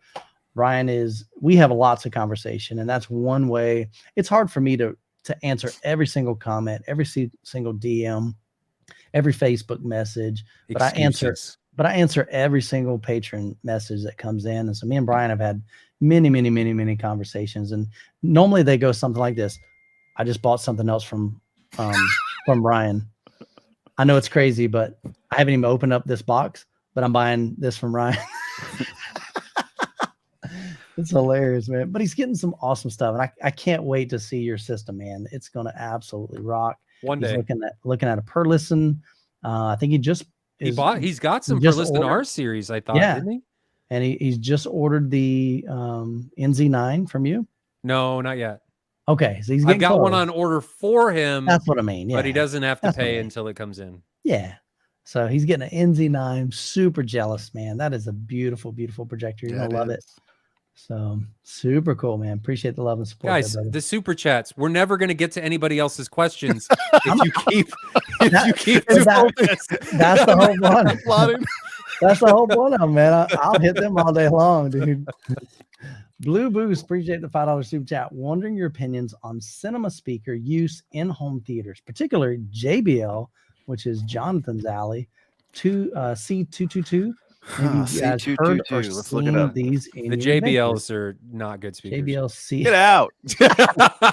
Where's my exit button? That is exactly why they don't like you. Okay, so these are professional. All right, so let me pull these up. These are definitely kind of more your. All right, so these are two-way screen array. Y'all see that? Okay. 12 inches deep, so it's kind of like an on-wall. I can tell you that those are probably going to be just baller speakers. That's crazy, dude. If the amount of waveguides is any indication to how that speaker is going to perform. Let's see. So I guess okay, here we go. So they don't dig super deep. Yeah, but nothing really in cinema. Correct. That's okay. I mean, that's what subwoofers are for. No, they go down to 42 hertz, just negative. But they're down. dB. Yeah, they're down 10 dB though. So 600 watts though. They handle tons of power. Okay, look at the sensitivity. 103, 105 dB sensitivity. Yeah. So these are going to get stupid loud. Look at this, 129 dB. That's awesome, man. I love them. I love those. Will be really good. 169 pounds each. Holy cow, dude. That's phenomenal, man. They'll be good. I would love to hear that in the system. Heck yeah. Because you're basically taking what they could put in a small movie theater and put this in your home. Small movie theater? Mm-hmm. That's like... You think you could get a big... Would that be sufficient for a big room that's got 300 people? Well, if you if you put a bunch of them in for like surrounds and stuff. Well, I'm thinking just LCR. Oh, would that be enough? See what I'm saying? That's what I meant by that. Dude, I think it's awesome, man. Heck yeah. And Jonathan, as you can see, I'll blow him up. So Jonathan, right behind him, he's got JBL all around his whole home theater. They're terrible. Oh, whatever, dude. They're phenomenal. So I'm trying to figure out what size driver on those C22. The sheet I'm looking at doesn't even list the driver's side. Does yours say it? Let me go back to what your look showing. So there is a spec sheet down there. So let's click on that. Spec sheet right here. So I bet this will. Oh wow, I got to download something. That's okay. I'll download. I just got a virus. Just kidding. All right, there we go. Let's open up PDF. I wonder if these would have been available during the JBL Oh No sale. Oh yeah, I doubt it. That was a fluke. Let's see. Does it even say? I'm looking. Shows the polar patterns, shows, man, all kinds of graphs, but it does not. Let us know in the chat. I'm sure you've done more. I'm gonna guess they're 6s. They may be 8s. How tall is this? It says a 12-inch footprint saves space without sacrificing performance. Okay. That's the depth, though. Look at the height of them. They're 60 inches tall. Yeah, they're 60 tall. Oh, never mind. So if that's 60 inches, that's 30. So it's going to be 15 inches tall. That could be a 15, bro. Yeah, I mean, that's a serious speed. Think about it. If it's 60 inches tall, half of that, so the middle of the horn is 30 inches. And then the driver is kind of sandwiched in between that. So that very well could be a 15 I bet it's a 12 to a 15 inch. Yeah. Dude, that's a baller system. Yeah. I'd go for it. Heck yeah. I like it, man. But yeah, definitely nothing wrong with doing cinema in your home theater. No. I think it'd be rad. Eric, Somebody confirmed it's a 12 in the chat. Oh, see, dude, Youth Man coming in clutch. Oh, baby. wait a second. And then he What? said just a little bit further, oops, it's a 15. So He doesn't know. there you go, 15s. But I said that. I said I think it's 15 because you got 60, half of that. You just tried to say you were right when he said 12. But I was forgetting. I forgot. I did say 15. I did say 15. Losing my mind, man. Eric, appreciate the $10 super chat. He says it's better than Saturday Night Live. I love it, man. This is Sunday Night Live. So, man, they called us for advice on C222. We don't even know what we're talking about here. Let's be honest. We don't know the size of the driver. No, but I'm looking at it, and I'll be honest, though, that's a baller system, dude. Yeah. Let us know in the chat too, Blue Boost. What do each one of those run? Like, guys, I'm telling you, just based on the number of wave guides, that's going to be an awesome speaker. It looks pretty rad, dude. That's a legit speaker. I mean, it weighs 160 something pounds, dude. That's no joke, man. And I like the fact that it's enclosed. So when you get into speakers that are, I mean, it kind of it looks like an in wall, but it's an in wall with a. Yeah, I could see somebody doing. That's how like a lot of upper in walls are. Yeah, I can see somebody doing like a baffle wall on that. So, Jayhawk with another $5 super chat. Appreciate that. Full disclosure, both Ryan and Jonathan have been instrumental in helping my theater get dialed in. Appreciate you both, man. I think he meant empty his wallet. Oh, that's too funny, man. That works too, man. Yeah, these guys will help you spend the money. You know, it's always easier to spend somebody else's money than your own. Yeah, but at least Jonathan and I walk the walk and spend our own money too. We don't just man. encourage other people. You just ordered 2 more JTR Captivator 4000. You 3? 3. Holy cow! Oh my gosh, my teeth were rattling the last demo. Mm-hmm. And then Sheldon, he just ordered how many more? 8. He'll have 16 18s in that room. 16 18-inch subwoofers in a theater room, guys. The Kansas City crew, yeah, there's no words. He'll have 16 and I'll have 5 Captivators. So here's my plea to you. If you're coming to MWAVE, if you're one of the VIP gold or platinum, bring earplugs. I'm telling you now. Protect your hearing. These guys are going to go nuts. We do like to see what the systems can do. Oh yeah. But I'll do most of the demos where I normally listen. Yeah. Dude, that's awesome. Bob Gray, appreciate the $2 super chat. Michael, pass Ryan a beer. Smile, Ryan. I'm happy. This is me smiling. That's it. That's his happy. You should see his mean face, man. It gets bad. I'm ecstatic right now. Yeah, it gets bad. Just jubilant. That's hilarious, man. Super cool, man. Well, man, I think we got through all the super Somebody chat. else is going to drop one here in a minute. Holy cow. If they do, I'll hit you next, man. All right, so I'm going back to the top of the list. So seriously, guys, I appreciate the love, appreciate the support. You guys are awesome, man. We love having fun. We love answering your questions and hopefully bringing value to you and your home theater build and your journey. So, and Jonathan, as always, man, anytime you got a dip, just say peace out and head on out. Swiper 1911 says, I just got the R700s. What sub would you pair with it for great low end? How much is the R700? Kind of an open-ended question. Definitely depends on your budget. R700, that's Polk, right? About $1,100 a piece. Okay. I say that because I'm trying to establish the subwoofer recommendation on the price of the speaker. Now, Polk does have some subwoofers. I have heard them. They were okay. They weren't my favorite. No. When I flew up there, I think it was their HTS 12s, maybe. I kind of think they had a 15 up there. But like I said, it was okay. I think you can get a lot better subwoofer. So if he's spending about the same amount, $1,500, say, $1,500 to $2,000. What are you thinking? HSU, Rhythmic. Those are both good options. I'd probably take Rhythmic over Shoe. Okay. I haven't heard either one of them, so I can't. I just know guys that have them and they like them. Both great. Both those options. There's a company called Rhythmic and a company called Shoe. It's spelled HSU. So at least check them out. Those are good. You could do build your own. Okay. For price for performance, that's going to be king, but it's going to take more of an investment from you from a times perspective. Okay. You could get into 18s very easily at that level. Build your own. Okay. SVS. Would you guys recommend SVS over Rhythmic? I think again, I haven't heard them, so I don't know. There's a lot of guys that say that you're going to get more output and low end extension out of something like a Rhythmic. But again, I haven't heard them. Jonathan, have you heard them? I really like those Rhythmic FV15 HPs. I think they are they're not pretty subwoofers.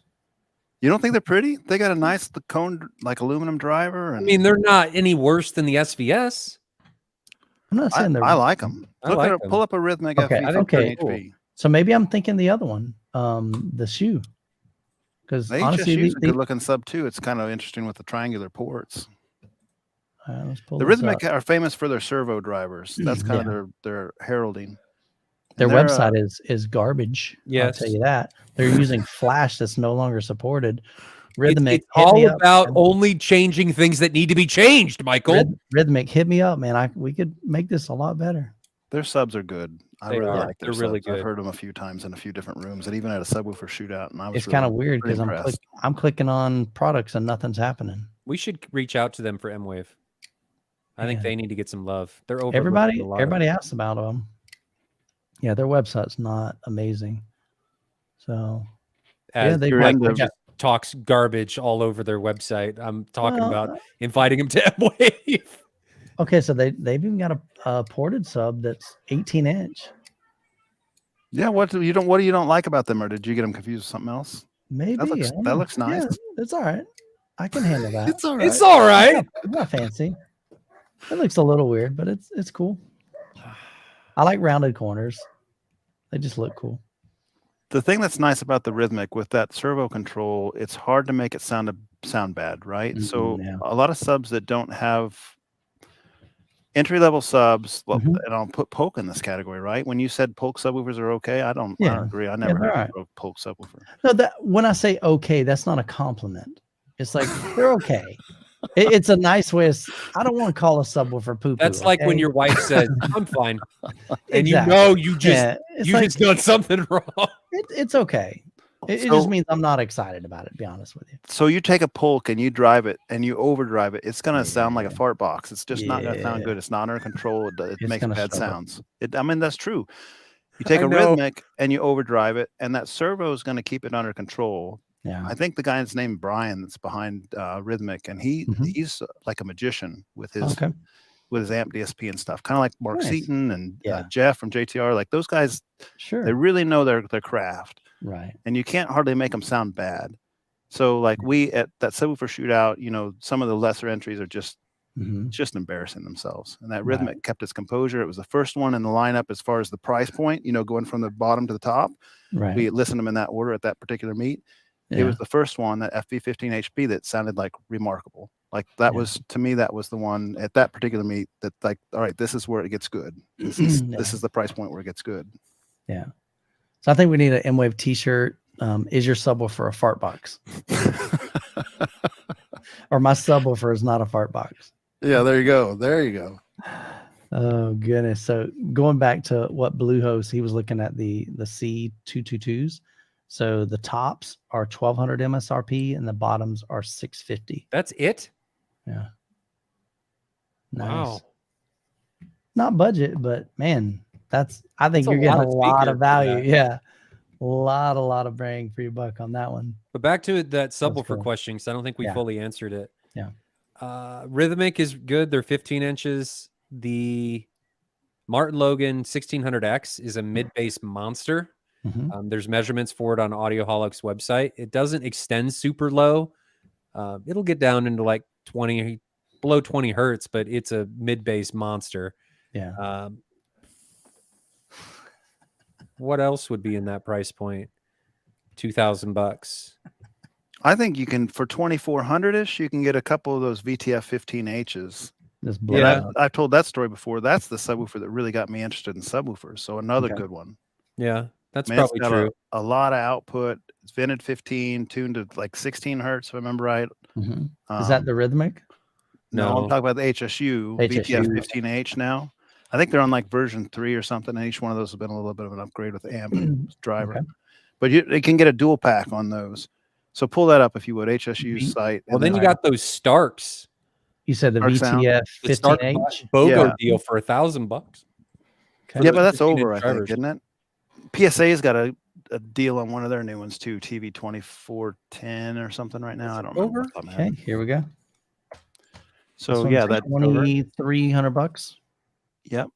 Unless you want a fancy veneer, real wood veneer, rosewood. Yeah, and that, I mean, that subwoofer in a smaller home theater room, certainly, maybe medium size, it will light you up with a smile. I'm trying to see does it have any specs on it? Oh, it is over. Audioholics has measured this one, and they rated it real well. Oh no, it's still on. You can BOGO them, add 2 to the cart for those Stark 15s.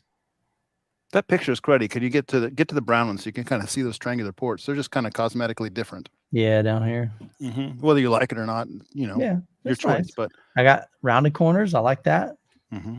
Go shoe. I like that. Doesn't really. It's weird. Why don't they show? Oh, here we go. 16 hertz. That's funny. That's from a reviewer from James Larson. So that's not even their own website. Doesn't even tell you how low it goes. That's weird. You would think they would have, at least some specs on them. They should. You probably have to go to the actual, instead of the dual drive page, probably go to the actual page for the singles, and it probably has all that information. Okay. True sub. Oh, because that's a package. So buying 2. Oh, okay. So they're like 1,000 a piece, 1,100. Yeah, you're getting a couple of them for that price. Okay. So here. So right here.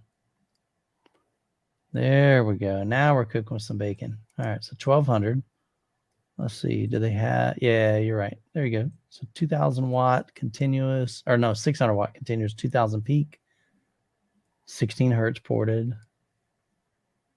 You get 22 hertz. This is probably going to be fairly comparable to something like that SVS PB13 or PB16 in that territory. Yeah. And the bigger the cabinet on these things, that helps make the tune be legitimately lower. And these are awful big cabinet. They're really a deep cabinet, and I think I mentioned maybe in just the last video, but that Incredible Hulk scene where he's like smashing the abomination into the ground, and there's those deep low hits. Right. That was the first time I'd experienced that, like 16, 15 hertz type bass. And man, the first time you experience that, you're like, whoa, what is this? And so. Yeah, they're on my. You mean the home theater in a box wasn't doing it for you? Inch little sub. Yeah. No. Got some love here for the monolith subs. Now that's definitely a lot of value as well. Yeah. The 16-inch monolith is a monster. Yeah, it's a beast. For sure. I reviewed the double 15. That thing got some stupid output as well. A lot of people saying monoprice in here. Dual fart boxes, Isn't it great how many awesome subs there are now? A lot of options. There are tons of options. I think that's great. I think it's fantastic. Hang on a second. That's my daughter. Let's see if she can call her. See if I can call her later. All right. You just hung up on her. No, well, I texted her. Let me see if I can call her later. I say, can I call you later? There's a button on the iPhone, man. You hit one button. She says emergency, then I'll let you guys carry on the conversation. I'll talk to her. So cool. You got another. Yeah, I see that. Coleman. Pull you up here. Appreciate the $5 super chat. If you got a question, drop it in the chat. Be glad to answer that. Appreciate the love there, brother. All right. DC says, I need to spend on a music streamer, but don't know what to get. Would like to connect using AES. Now, I'm not familiar with AES. What is that? Is this our very own Doug Chapello from Kansas City or a different DC? Doug, is that you, buddy? AES. That was an old question. He may not be here anymore. It's all right. Had all them super chats, man. What is AES streaming? Let me do that. When it comes to live stream video, broadcasters use AES encryption. I don't think that's. I don't know. It needs an AES output. But what is it? But why do you need AES? on a streamer. Couldn't you just use like Toslink or something? I don't know. It's a digital output. Okay. So maybe, yeah, I don't know why you would, maybe what would he have that would only have an AES connection? I'm going to have to admit, I don't know what this is, this discussion, so I can't AES answer. is typically you're doing it to send and offload a digital signal into like... Okay, so they're saying Pi to AES for DSD files. Okay, so these are digital files. Somebody said, Fancy says, I thought it was a balanced output. Okay, so again, I don't have any experience with the AES. Sorry. File says I have Dirac 7.1.4 system, but the bass isn't hitting. Is it Dirac? If so, how can I fix it? As a note, I have a small room, so do you think I need more powerful subs? I have a Polk 100-watt sub. Great question. Number one, I think your Polk is definitely going to be part of the factor there. It also could be the fact that you're sitting in a null. So basically a lack of bass at certain frequencies. So one thing that I would encourage you to do is play some music or play something that's got a good kind of solid track in that low frequencies and kind of walk around your room and see if it gets really good in somewhere and then it's just like really bad in your seat. So that tells you the Polk can produce some decent bass in your room, but you need to move that sub around the room to try to get that in a good location to where your primary seat is getting bass.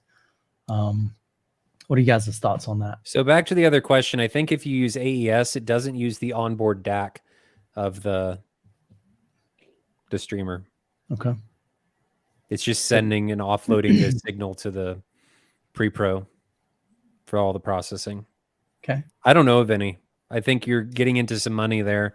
What I use Blue Sound nodes. They just make it super easy. Their app support is awesome. I'm assuming if you get into something like a Cambridge or something like that, you're going to be using Rune. Would be my guess. Look at Cambridge. That's probably your best option for streamers like that. All right, Mr. ADD, what about Foul's question? I think it's his sub. I do too. You can only squeeze so much out of that sub.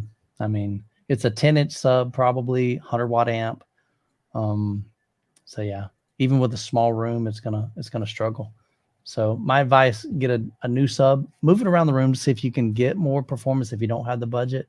But if you can get a better, and I don't even mean just getting another sub like it, I would recommend even getting a used sub for probably $250. I bought a Velodyne. It's an old school amp, but at the time I spent $200 and I ended up getting a Velodyne 15-inch subwoofer. So it had 250-watt amp, continuous, 15-inch, big cabinet, lots of bass, a lot more lower extension. It wasn't the most amazing sub, but it was a huge upgrade over my 10-inch Velodyne sub.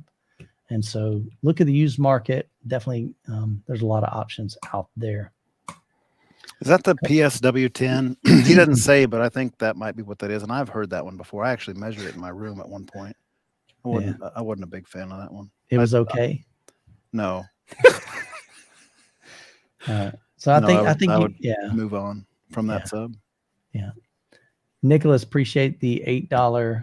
Or I keep saying dollar. I don't know what a currency is, but appreciate the 8. I'll just say that. What's going to be an entry-level sub to hit listening output at 10 dB hot house curve in a 3,000 cubic foot room? Man, he's really, really specific. Down to 10 hertz to 15 hertz using 4 subwoofers. Entry-level sub, 4 subs. So 4 of these entry-level subs? He's on this 10 dB hot house curve, man. He's wanting to push it.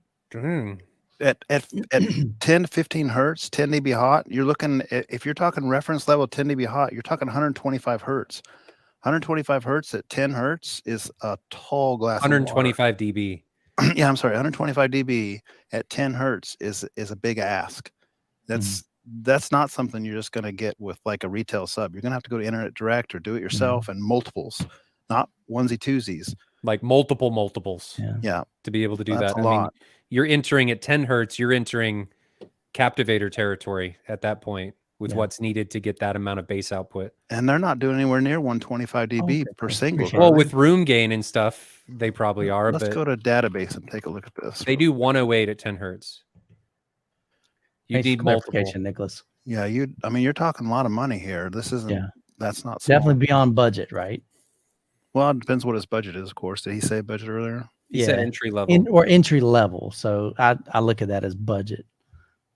So if I don't think we're talking the same language then, because if he thinks that entry level achievable, because it's just not. Yeah. Things get very exponentially more difficult the lower you go. So this is definitely possible up in the upper teens, 20s, 30s, things like that. But when you start getting close to single digits and below, you're going to run into problems. I've been saying I'm influencing the crowd. Yeah, I saw that. So Nicholas does add some more clarification. He says, not reference. I listened -20 on my AVR for movies. Still. And -10. So now you're at -10. You're at 115. So his listening level is 85 dB. So if he's at -20 for movies, is that what he said? Then instead of 125 we just talked about, he's dropping that down. He wants 10 to be hot. Now you're at 105. 105 is achievable. That's getting into territory that's more realistic. A single captivator 4000 will do that, but that's not a budget subwoofer either. Anyway, no. You might need like 4 of them. You might need like, it depends on your room size and your boundary gain and all that kind of stuff, and how close the subs are, whether in 1/4 wavelength and stuff. There's a lot of variables here. You're looking at best case scenario like 2, 3, 4, 15s probably. And realistically for any room, maybe 418 ported type things to get to maybe DIY. I'm thinking, but you wouldn't be able to do it ported because he wants 10 hertz. You have 10 hertz ported. I have a captivator. You can do it yourself ported. You could do it yourself. I don't know that you'd be able to get a lot of production ones that can do it. You're right. I think there's a few audio places now that are starting to spin up the lower frequency tuned subs though. Maybe 10, 12 hertz type range. Yeah. 12, look at GSG. Yeah. Nicholas mentioned that. He said he was looking at GSG SQL 15s. I'd start with GSG. That's probably going to be your best bang for your buck when we're you talking build about that kind of level. Or get their flat packs. Yeah. Fancy says a second the GSG. Yeah, what model is that? GSG what? What is he talking about? And if you guys are looking at pre-finished subs, I just brought GSG on as a dealer or as a vendor. So maybe we can SQL. We can do something. Let's look that one up. The SQL 15. Yeah. I don't know if this is the same one because he added an S to it. I think he's just using it as sealed multiple. Maybe. Okay. So I'm going to pull this up. Boom. Let me know if this is the same sub you're talking about. So he's talking about a 15. Yeah, but you gotta have a box in this picture, right? On some carbon fiber on that bad boy. That's where our tune or cabinet tune comes from. Right. Pretty beefy sub though. Nice magnet. Does GSG Audio have something along those lines? He's got the Marty boxes. I didn't even realize that. I'm not even on the right website. Good call there. So GSG, give me the model again. SQL 15. It's going to be the 15-inch cubes. There we go. Sorry about that. I was on the wrong website. SQL 15, woofer only. All right, so this is their flat pack. So like for $360, you can get the flat pack. And then what would they use subwoofer with it? Oh, you got to use, because they don't really sell their own subwoofers, right? They sell stereo integrity most of the time. They do sell drivers in here. Yeah, they do. Okay.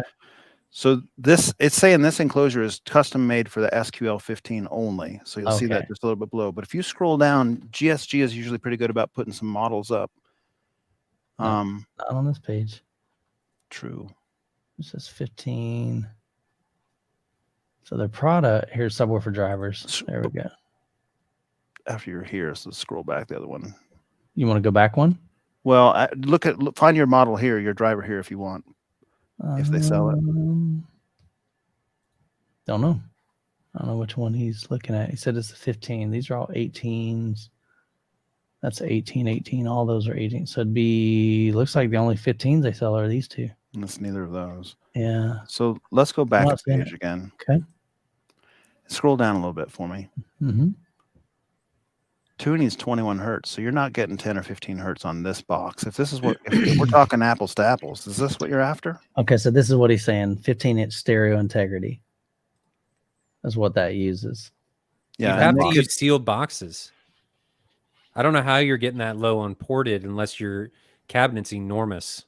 Just a huge cabinet, but not this cabinet. This wouldn't do it. Yeah. Well, and everything else GSG offers, and really everything else that most companies offer outside of Jeff and JTR is not going to be tuned that low. You're looking at more 20, 19 hertz for their, like the Devastators or any of the other ported subs. They just, because the box is going to determine the tuning frequency, right? You need a really big box for a port. Yeah. And that's why they hit 10 hertz. That's why the Captivators are so big. Yeah. Okay. Yeah, and they're like they're not even a small fridge. They're like a big daggum deep freezer. They're 300 pounds. I mean, they're big boys. There's a reason why my front two were in the walls. Yeah. I mean, so Nicholas says GSG offered the Marty Mini with the Lav 18.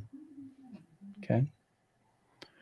You might, if you're willing to do it yourself, look up LLT subwoofers on a web search. And you don't have to do that, Michael, or you can, but that's just a style. And it's to Ryan's discussion. LLT. They're humongous driver boxes, and they're basically just super low tuning point. You might have a 7 hertz tune or 8 hertz tune. And these are kind of like refrigerator sized boxes, enormous, with enormous ports. And that's just what it takes to get those low frequencies if you want to do ported usually. LLT is a term you can research. Well, and it not only does it take a big box, it usually takes a tremendous amount of power to have it at sustained output. Strong motor for ported. Your driver has to be insane. I mean, there's a lot of variables that have to go. You're talking about something like this? Yeah, or bigger. Large LLT. Or bigger. Gotcha. There used to be a guy on AVS forum, and his name eludes me look how right deep now. that box is. Holy cow. His LLTs were entire 8x4 sheets of plywood on the sides. I mean, then that was to get, I think he had a 7 hertz tune, and he had I've never heard that term. Output. LLT, never heard it. Yeah, those are huge, man. Yeah, so I think, part of that, the budget part or the entry level, you might not be able to do that down to 10 hertz. Good question, man. All right, I got a couple more super chats that came in. Let me scroll up and make sure I didn't miss any. All right, going all night at this point. Mark, appreciate it. $2 super chat. Have you guys tried the Multi EQ X? It's awesome. So I have not. That is the edition that you can purchase. I think it's what, $200? Correct. To be able to purchase that and add it on to, gives you a lot more flexibility than the app does. The app is pretty limited. It definitely adds some functionality, but it's really hard to kind of do your own house curve and EQ. It's really tedious and it's just not real accurate. So the Multi EQ would give you a lot more flexibility in that, but I personally have not used it. Have y'all used it? I've not. We're talking about specifically the app, right? The $200 Odyssey app. Yeah. So Ivan in chat, if he's still here, has used it extensively, and I think he likes it quite a bit. Who does? Ivan. Okay. Yeah. So I've heard great things about it. I know Joe and Tell uses it. There's a lot of people that use it, but I just haven't used it. So glad you like it though. Yeah, man. Juan, appreciate the $2 super chat. What's better for 2 subs, near field or far field? So if you got 2 subwoofers, I think better subjective. Sure. If you got 2, I'm probably doing far field. If you got 3, I'm doing 1 near field and 2 far field. And if you got 4, I'm doing 2 and 2. What if you got 8?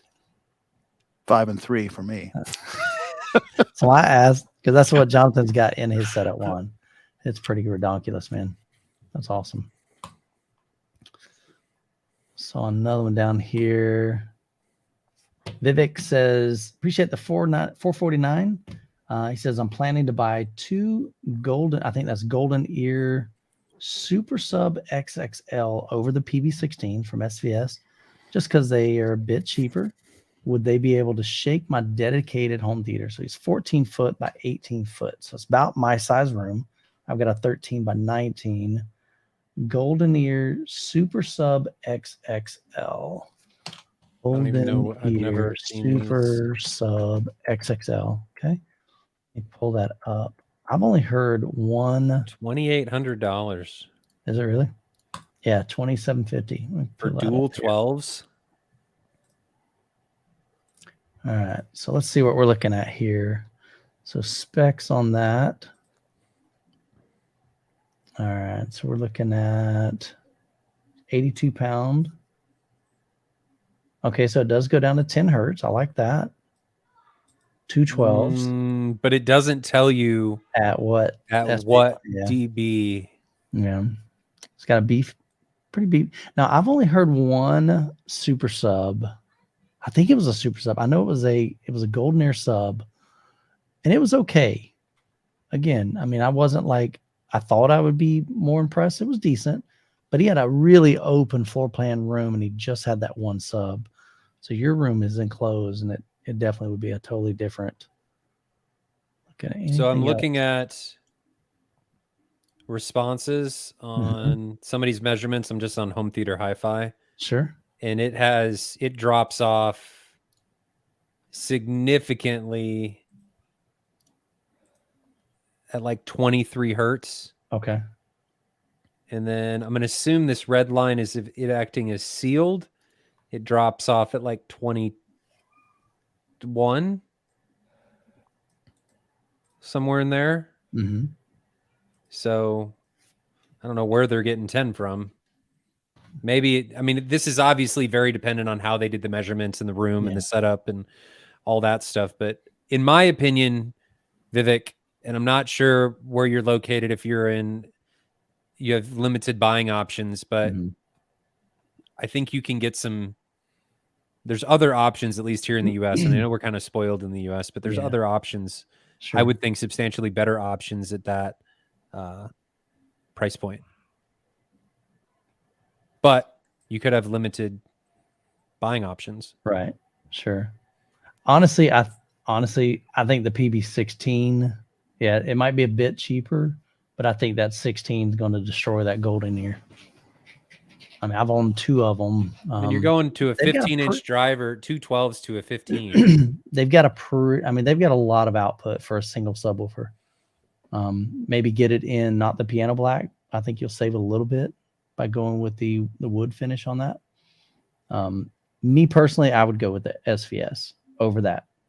But like Ryan said, if you're in the US, there's definitely some other, I guess he's not in the US. I just don't know where he's located. So he may be limited on his options there. Try to find some reviews on that one before you buy. Yeah. Because a lot of companies that introduce subwoofers, it's kind of like we need to have a subwoofer product because we sell speakers. That makes sense. Golden Ears is a speaker company first. Correct. And you don't want to get an also ran subwoofer. It might not be. I'm not familiar with it. I'm not going to, say it's not good because I don't know. Yeah. I had a passive Radiator 15 I've talked about in the past, Infinity HPS 1000 that I really enjoyed. Didn't dig deep, kind of talking what Ryan was. It was probably 25 hertz roll off. Yeah. But I you send this a lot in the hobby. We have, hey, we've sold speakers. We have a good reputation. Somebody says, I want to buy subs from you guys. Just give them a subwoofer. And it's not really their focus. It's not really their meat and potatoes like SVS. Their meat and potatoes is subwoofers. They make a good product. It's expensive, but it's a good product. Yeah. I tend to, on just a gut hunch, I'm with Michael and Ryan. Probably your SVS is probably the better option if you have a choice. Out of those two, yeah. Yep. Alex the Great, appreciate the $5 super chat. Post a question earlier on. Sorry about that. We missed that. Love the content and insight. Thank you guys very much. If you guys find that, if you don't mind, Alex, copy and paste it. No, yeah, chat. Yeah. If you go back and find it and then copy and paste it into drop it in there. The chat because we need to get a move on these questions. We're going to be here all night. Yeah, there's no way. I mean, we've got 37 starred. There's rapid fire. We'll be here 4 hours. There's no way. I'll be honest with you. 20-second timer for each question. Especially when Brent drops another $10 super chat. Appreciate it, brother. Guys. Can a house curve be added to a Marantz 7010 circa 2015. After you run Odyssey 32 on it, sounds so flat after calibration. I get it. Pretty much every time I've run Odyssey, I've always boosted my, and I literally go into the levels and I boost my subwoofers probably about 5 or 6 dB roughly. Maybe try that and just see if that kind of gets you where you're wanting to be. I get it, but I'm simple, man. I don't do a whole lot of fancy with me. Yeah, so he's looking to get that punch back in music and movies. Just go to levels and boost them.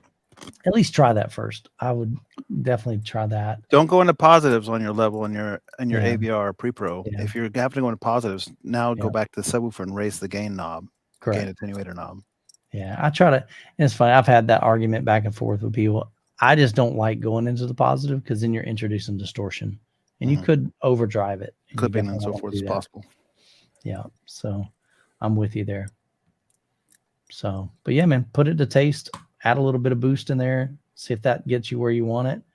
Love this question. Bob, appreciate the $2 super chat. If subs are not slow and fast, explain transient ability. It's a trap. You're talking way over my head. I think when you're talking about subwoofers being slow and fast, that is definitely one of those divided, opinionated. Some people believe in it, that certain subwoofers are fast, certain subwoofers are slow. Some people tell you a large subwoofer can't be fast. I don't buy into that. I think a good subwoofer is what you're looking for. A good quality built subwoofer. I think I'm not worried about is it fast or slow. I'm worried about does it perform? Does it bottom out? Does it handle low frequencies? Does it hit the levels that I want in my theater room without sounding, muddy or distorted? And as long as it's doing that, yeah, I'm not sure that I subscribe to the slow fast model, but that's just me. We talked about that last time, and I think he probably wants more information. Go to database, data BASS database. I think one important subwoofer myths. One important factor with this though is the subwoofer needs to be able to stop. Right. If the subwoofer doesn't have a large enough motor to be able to stop when it needs to, I think you may run into some issues. All right. Jonathan may be looking at me like I'm. I just, I already gave my opinion on this last week. Go to, I would say, hey, database is objectively reviewed. Yes, I agree. 100 subwoofers. The guy knows the in and outs of it. He wrote an article on this. Read the article. And then don't read some sort of poetry from somebody who's trying to sell subwoofers. Read somebody that knows the technical thing, has measured a bunch of them, and see what you think come up with there. That's my opinion. I agree. I was trying to find that. What do you look up? Go to database, data-BASS, and then go to articles at the top. And there's an article on, I think it's just called Subwoofer Myths or something. And in that is a slow versus fast discussion. It's a good article. Gotcha. There it is right here. So we will put this in the chat. I think that was the one. Yep. Cool. Power myths. There's all kind of myths on there. I'll drop that in the chat so you guys can check. It's a great resource. And that site is a great resource. There you go. Unfortunately, Josh is he's not active on that site anymore. Yeah. Still a great resource. Yeah. Yeah. Good information there. Cool deal. All right. Just want to make sure I didn't miss anybody. All right. Oh my goodness, man. All right, here's Alex the Great's question. Okay. Appreciate it. Find that. So let me back over to here so I can actually see it. There we go. All right. Sorry. Question is far back. Can't see it on my end. Wondering how you guys feel about buying used amplifiers. I think it's great. I actually own a used amplifier for specifics, considering an older Rotel RMB 1077 Class D over a Monolith 7X would be half the cost. Do it. A good quality built amplifier can last for decades. I mean, Parasound makes some solid amplifiers. I've got an old Acurus A200, 200x2. It's a baller amplifier. Absolutely rock solid. It's a beast. Have had zero issues. And I bet it's probably 25 years old. I don't know, 20 years old. So if it still runs, I would just go there and test it. Make sure both that's more than, I don't know how many channels that is. But but just, test all the channels. That's the biggest thing. Make sure there's no hum in them. I've had some older used amplifiers, and sometimes like a channel will go out and it'll start buzzing, start humming. So then you got to get it repaired. And so that's the only negative about buying used amplifiers, is then you got to find somebody that repairs them, because you're probably not going to be able to send that back to Rotel to get them to do anything with it. They're wanting you to buy their new stuff. And of course, definitely not under warranty. Neil, you're right, man. It's a super chat Sunday. That's funny. All right. Let's do these questions and let's try and get through them. Can we take like a 10-minute super chat break? I mean, like Psycho Potty. I'm just kidding. All right, here we go. William says, I have a question. I just bought a Sony 4K player and hooked it up to my 4K Samsung TV. Wanted to watch Top Gun Maverick, but the 4K Blu-ray needs an install update to make it play. That's normal. Install the update. Make it play. It probably needs an update because of the codecs and stuff that are on the disc. That was a quick answer. Install the update. There you go. Jorge says, what do you guys think about Arkham? I don't have any. I'm not a huge fan. There's some Focal Sobras. Focal's great. Beautiful speakers. The Arkham and the JBL stuff, specifically the AVRs and the pre-pros, I think they're having issues with HDMI and HDMI negotiations. Okay. Now, that is just what I've heard through hearsay in the professional realm. I don't have any evidence to back that up. I'm just throwing that out there. Okay. Is Arkham the JBL synthesis? Do they share the same technology? They're made in the same factory. JBL owns Arkham. There's some bugs on those processors from what I read on the forums. There are. Okay. So know what you're getting into. They're not bad, but they're a little buggy. Just and perhaps don't measure as well as they maybe could on ASR, which is another topic entirely. They're probably good enough for us not to really hear, but don't measure as good as some of the other premium products, perhaps. Hi-Fi Home Theater says, can you talk about the new Martin Logan Motion XT speakers? A lot of buzz around those. I think Ryan is a dealer, correct? I am a dealer. They've changed. So this is the refresh of Martin Logan's Motion line, their XTI line. And it was the first time in several years that they've done something like this. This is actually the largest launch I think they've ever done. They redesigned the tweeter. It's got a larger air gap. They totally redesigned all of the mid and low end woofers.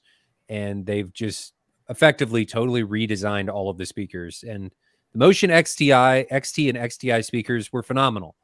But the new XT speakers take everything, in my opinion, to the next evolutionary step. They are better. Now, if you have like an XTI, is it worth the upgrade? That's subjective. I would never try and convince somebody that already has them. I'd say, yeah, they're better. I've had both, but what's worth it to you, I guess, is what you need to decide. Yeah, because I'm like, man, they don't have the big F200. Yeah. The F200 is larger than the previous 60 XTI. It's a big speaker. Yeah. It's not small. It's got 3 8-inch woofers in it. The cabinet's enormous. It's a big speaker. And if you like AMT top end, you'll love these speakers. They're fantastic. Yeah, I think they represent one of the best values in hi-fi. So they got black. I don't really care for this. I mean, honestly, it almost looks like a clip speaker, like reference. I really like the walnut. It's what I have the F200s in walnut in my living room. Yeah. They don't stand out at all. They blend in if you have wood and stuff in your house. They feel like they fit instead of these are cool being extra. I like the drivers. Those look nice. But what I really like right there, white. Those look gorgeous, man. I love that. Silver cones. That looks fly right there. They're great. They all look really good. And I like what they did with the redesigned grill. They fit directly over the speakers instead of being the entire front of the front. Where's that at? Probably up here. We can't see you scrolling, by the way. Are you serious? It's stuck on the top of the page. Yep. Why? I don't know. They got you know what? I know what it did. It opened up a new window. Sorry about that. It was basically, it said open up a micro site. So it should be, I think it's this one. No. And I'm going to answer. Bob Gray just asked a question while we were talking about now this. You can see it. The XT Center. So there's 2 of them, the C10 and the C100. Sorry about that. I actually have 7 of the C100s in my theater as top channels in my front height. So See, that looks I really awesome right like there. them. Ryan, are the new motions good enough for you to use in your theater instead of the electrostatics? I use them both. Electrostatics are all my base layer, and then all of the motions are up on the ceiling. But you're not going to replace your fronts. No. That's what he's asking. Are they that good? They can't be. Yeah. No. I was trying to find a picture of the grills on, but I don't see any.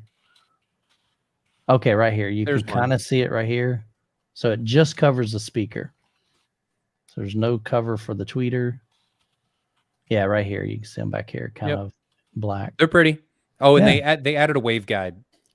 Oh, to see, their tweeter. These right here look awesome, I think. White with the gray grills. Perfection, man. So I'm supposed to be getting a set in for review. So I'm excited about that. We'll check them out. I'll let you know what I think. All right. Blue Boost, thoughts on cinema grade speakers in a home theater. We already covered that. I think we answered that. All right. Let me jump over here. Brent, You appreciate the $5 super chat. Best bang, replace a Marantz 7010 with Cinema 40 or X6700. Definitely like the 6700, or replace the Carver 12-inch EQ sub with 2 KC62s. What is that? Isn't that the little KC62? Isn't that the little Kef? Okay. I'm not a big fan of small subwoofers. KC62. Yeah, that's the baby Kef. Yeah, I would stay away from that one if you have the space. $1,500 subwoofer. I'm sure it's great if size is really an issue. Correct. I'm sure it's. I think fine. You trade off too much when you go to those micro subs. They're good for what they are. I mean, think about it. You got 2 6.5-inch woofers. Physics is going to dictate output, low end extension. The box is convenient, no doubt. It fits easily in any space. They're gorgeous. I love the way they look. The styling of them is phenomenal. But yeah, I'm not a super fan of that. I'd love to have that in my office. That'd be super dope. My question would be why do you feel like you need to update your receiver? Yeah. 9x12 room now that you're not going to get enough output out of that at all. I'll watch for him to ask what don't you like about that? All right, so come back here. Slick says, do any people in the chat use DSP? Not sure what that is. DSPeaker? Don't know anything about that. No idea. Never used them. All right, next. Man, there's a lot of questions I don't know tonight. Maybe Tabo says, updating my gotta up your game, Jonathan. Feeling behind. Updating my home theater system. Would like to do separates with a 3 to 5 channel amp. Any suggestions? A lot of great 3 to 5 channel amplifiers out there. You already know what I'm going to say. Buckeye is Ryan's go-to. I mean, depends on your budget. I don't think you're going to hear a huge difference between amplifiers. So find one that fits your budget, has a good reputation, and has the amount of power that you need. That would be my suggestion. Emotiva makes a nice 3-channel amplifier, and you can get them for fairly inexpensive used. So that's not a bad option. XPA3. Be careful though, because I think their amps are intentionally out of phase. I have heard that. Like when you're using XLR. So if you mix amplifiers, just be careful of phasing issues. Okay. You can change your pin 2 and pin 3 wire, is it? On your XLR cable, I think, to fix that, if it is true. That's a pain in the butt. Scott McKendrick said, oh, let me take this down. Sorry about that. Make it easier. Scott McKendrick says, any advice in dialing in bass shakers? I have no experience on that. You guys have them in yours. I recently put a Q10B in my couch, and it's either too strong and distracting, true, or it's not noticeable at all. Have many DSPs. So how can he get enough out of that without it being overbearing and taking you away from that movie experience or music? Jonathan, you were just complaining about not answering. No, I just didn't know the questions, so I can't answer. I can probably answer on this one. I'm looking at this Earth. I'm not familiar with this bass shaker. I'm looking at it right now. It's Q10B. It looks like a butt kicker style. Okay. I'll tell you on the butt kickers. Well, I was just looking at. Yeah, I'll share. All right, let's see. Present. Share screen. share. All right, so here's what I'm seeing here. It is very similar to a butt kicker style. Okay. 3 inches tall, 6 inches wide. Is that right? Yeah. How much? Here's what I found. Go up to the top. $5.99. Oh my gosh.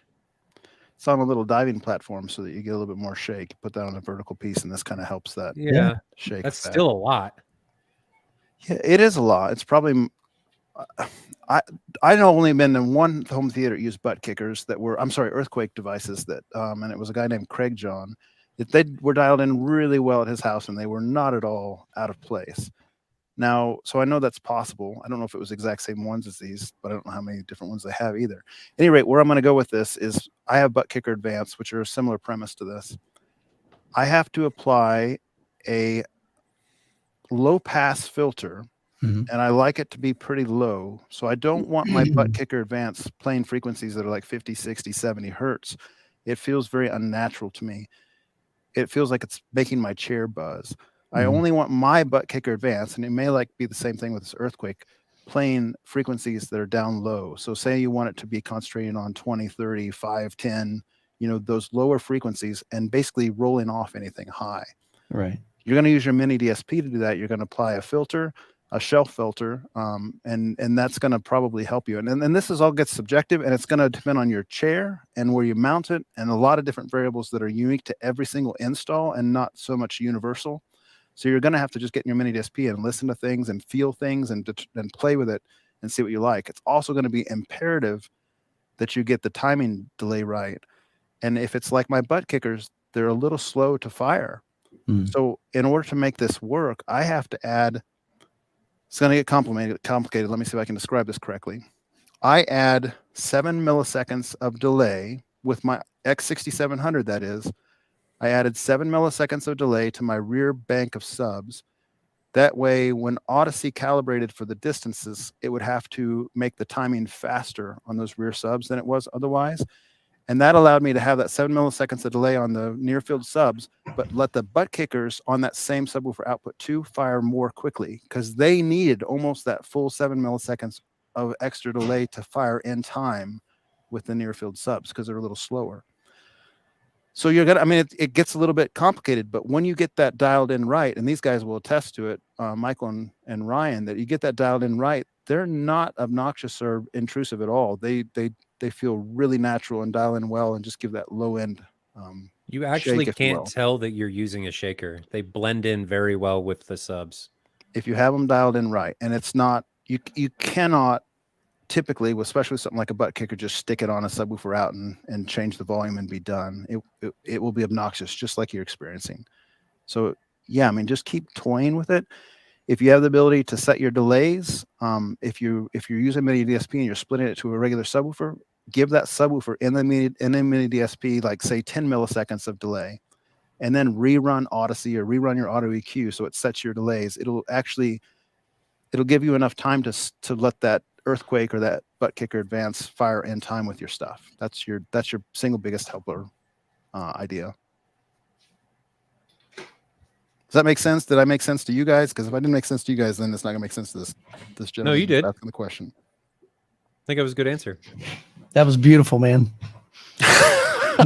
Look, I zoomed in on my face, and dude, man's taking a leak. That's beautiful. Like this thing ran through me quick. I'm like, I gotta go. I'm gonna take it. So I have no idea what you just said, but I know it was awesome. Appreciate Got another that. super chat.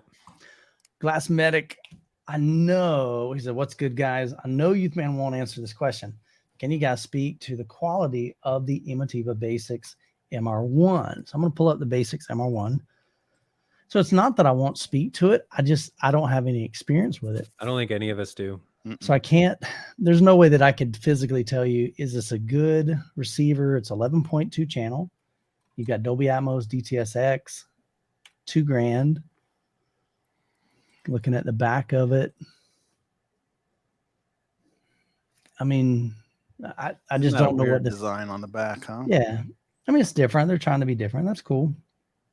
But I don't have any experience with it. And so I can't share, hey, this thing is great or this thing is poo-poo or whatever, because I don't have any experience with it. I think it's a cool design. I like the front of it. But really, that's all I could speak to if I don't have any experience with it. Looks like it's got The a big volume old knob reminds me too much of a porthole. Jonathan would hate it. Yeah, but there's no information on that, you know. I like this big toroidal transformer there. So we might have some decent size high current output there. I thought this was a pre-pro. It's a AVR. I mean, I like the knob function there. Got some big caps. It's got EARC. But I think at the end of the day, we don't know because. So the one thing I'm seeing that has me questioning, and again, I haven't reviewed this, I don't know, is they have their own proprietary EMOQ from what I'm seeing here. So back when I bought what was the model? UMC1? Yeah, UMC1, way back in the day. We're talking 15 years ago. And they had EMOQ back then. And back then it was pretty bad, to be honest with you. It was really bad. So I would think after 15 years that would have improved. So, but again, I'm literally guessing, going off of what I see, specs. We're looking at wattage. What are we looking at here? While he's looking that up, make sure and get your reviews from a place offside the Emotiva forums, like the first party forums, because Emotiva filters any negative comments. If you go to like AVS and you read in the Emotiva thread, I checked in there fairly recently for a gentleman that was asking a question, and it's kind of still a train wreck. Now, it wasn't for this processor, but do your homework before you buy an Emotiva processor, because a lot of times they're a small shop. They're doing the best they can with a couple guys doing the programming. But think how many different combinations of like HDMI equipment and all the different things that an AVR has to be compatible with. And you got a couple guys on the firmware team, and things are slow or not at all if there's problems sometimes. And sometimes people have good luck and people have bad luck. So just do your homework if you're buying a boutique product like this. Yeah. And that's the thing. I have nothing against Emotiva. I love the guys there. I think they're passionate. I feel more confident in their amplifiers, way more confident in their amplifiers than I do, at least again, in my experience. And I've only reviewed two. I've owned the UMC one. It was really buggy and I did not like EMOQ. Then they sent me the RMC one a few years ago, maybe 3 years ago, and it was super buggy. And again, it was a $6,000 processor. So in my brain, I'm thinking, man, for $6,000, I would hope that this was just amazing, but it just wasn't. And that was just my own experience. I've seen other content creators receive the same processor and they say, man, this thing, for the most part, it worked great. I didn't have any of the bugs that you're talking about. You know, again, I don't know if that's quality control or if it's like, you know, what Jonathan's saying, is it the fact that they don't have the ability to test them in all these different variables? You got tons of different HDMI cables. You got tons of different products that people are connecting them to. Maybe the things that I was connecting them to, they didn't have a chance to test. So again, I think there's a lot of factors that come into that. Bob Gray says the biggest flaw with MR1 is no HDMI 2.1. I don't know. To me, 2.1, I mean, it's great if you're a gamer. If you're not a gamer, if you don't do 8K, it doesn't matter. So again, you just got to figure out if that means anything to you. I'm a gamer. Let's say gamer. Let me take that back. I'm a very casual gamer, but HDMI 2.1 doesn't mean much to me because my projector can't handle 4K 120. So, you know, it'll do 4K 60. And so I don't need 4K. I don't need HDMI 2.1 for that. So when are we bringing MWAVE to Australia? Probably not. It's easier for you to come to the US and hang out with us than us to pack it up and ship it all over to Australia. So that probably won't happen. But yeah, appreciate the super chat. But yeah, again, I don't like to comment on things that I just don't have any experience. All I can do is look online and see what the stats or what the specs. And again, you're looking at the manufacturer to see what they're claiming. So ultimately you want to see it get into the hands of some people. And what does it look like in a real world scenario? Do they run into bugs? That sort of thing. So great question. Okay, so remove that one. Michael Williams says, what is the most reasonable kaleidoscope you could buy that's not really that expensive? It can hold a lot of movies. I think you're asking the wrong questions. That's like saying, I mean, like, I want that 10 hertz subwoofer for $400. It just, yeah, you're not, yeah. He can dream. I don't think that's going to work, Michael, to be honest with you. Kaleidoscope's expensive. It's great. It's amazing. It's expensive. And especially if you need lots of storage, because the storage is part of the most expensive part. But you don't have to have lots of storage with today's. I get it. But if he wants that, though. Yeah, if you're going to be a Pokemon collector of the movies, then you definitely need them. Yeah. Isn't there only a couple SKUs of it anyway? I mean, you don't have like a literally 5 options, do you? I mean, it's like 2. Is it? You have the Strato C player, but then you have several different Tera options, ranging from 6 all the way up to 88 terabytes. Yeah. So it just depends on how much storage you want. Yeah. And a lot of movies, maybe, I mean, to use that 200 movies, is that 2,000 movies? That's a big difference. Well, 6 terabytes at 4K will hold, they estimate, about 100 movies. Okay. So I don't consider 100 movies a lot of movies. Yeah. Even though I don't have 100 movies, but putting the other thing that you can do is you can delete movies and then you re-download them from the store, and you're talking 10 minutes. So you don't have to go crazy on the storage. Make your popcorn, man. Yeah. It's not that popcorn download. Not a big deal. Philip says, hey guys, does cheaper RCA cables for subwoofer, does that have an effect on the sub? I've got a 30-foot long one, no humming from sub, but wonder if it could affect the signal voltage. Good question, man. I don't know about signal voltage. If he's not getting hum, there's nothing to worry about, most likely, because you can turn up the gain or match the gain for any kind of issue like that. It's I can't give you an electrical answer for this because it's probably available, but I just don't know it. But if you're not hearing hum, you're good to go. I've never read anything other than that on the forums over the years. I wouldn't worry about it. Not getting hum at 30 foot is a good thing, by the way. That's pretty lucky, I'd say. Yeah, for sure. No, that's good. Josh says, looking to upgrade a 55-inch Sony for a new 65-inch OLED, $2,000 budget. I'm not your TV guy. Reigning King is the LG C2. LG C2, what does that run roughly? Depends on if there's a sale or not. Okay, roughly $1,700. Okay, so he's in his ballpark. $1,800. Okay, yeah. Cool. What's your opinion on QLED versus the QLED or OLED? QD-OLED? QD-OLED, I should say. QD-OLED's better. It's brighter. 2,000. You think it's worth the price increase? No. And the lack of Dolby Vision? I don't think it's worth the price increase. Absolutely not. You won't notice unless they're right next to each other. I've seen them right next to each other, and I had to try. They're both such good displays. Yeah. I mean, the QD OLED is awesome. If you want the best, it's fantastic. But normal OLEDs, especially LG's new Evo panel, is really good. And so is Sony's. That's not the QD OLED. They're all great. Michael says, how does a power conditioner help my speakers? I have clip speakers. I have the 626A tower speakers. I'm not super big fan of power conditioners. Not for that purpose. Nope. Yeah, I mean, I think they can be good surge protectors. They can help with ground loop protection. There's some benefits, noise, but yeah, they're not going to noise. I'm talking about. Yeah, they're not going to make your speaker sound magically better, if that's what you're asking. Not going to increase the bass. Not going to make the treble more refined. It's not going to do something like that. No magic dust there. This is where the subjective magicality comes in. Hey, here's your tax refund question. All right, Randy says, tax refund, add acoustic treatments or upgrade existing acoustic treatments. A great question. Full acoustic treatment. That depends on what you have. Yeah. I don't know. I mean, so if you just got the real thin 1-inch, I don't even know what you call them, but they look like the little, I mean, maybe you can upgrade those because 1-inch isn't really going to absorb a whole lot. Right. So if you can do 2-inch, 3-inch, 4-inch. I think if you're handy, make your own.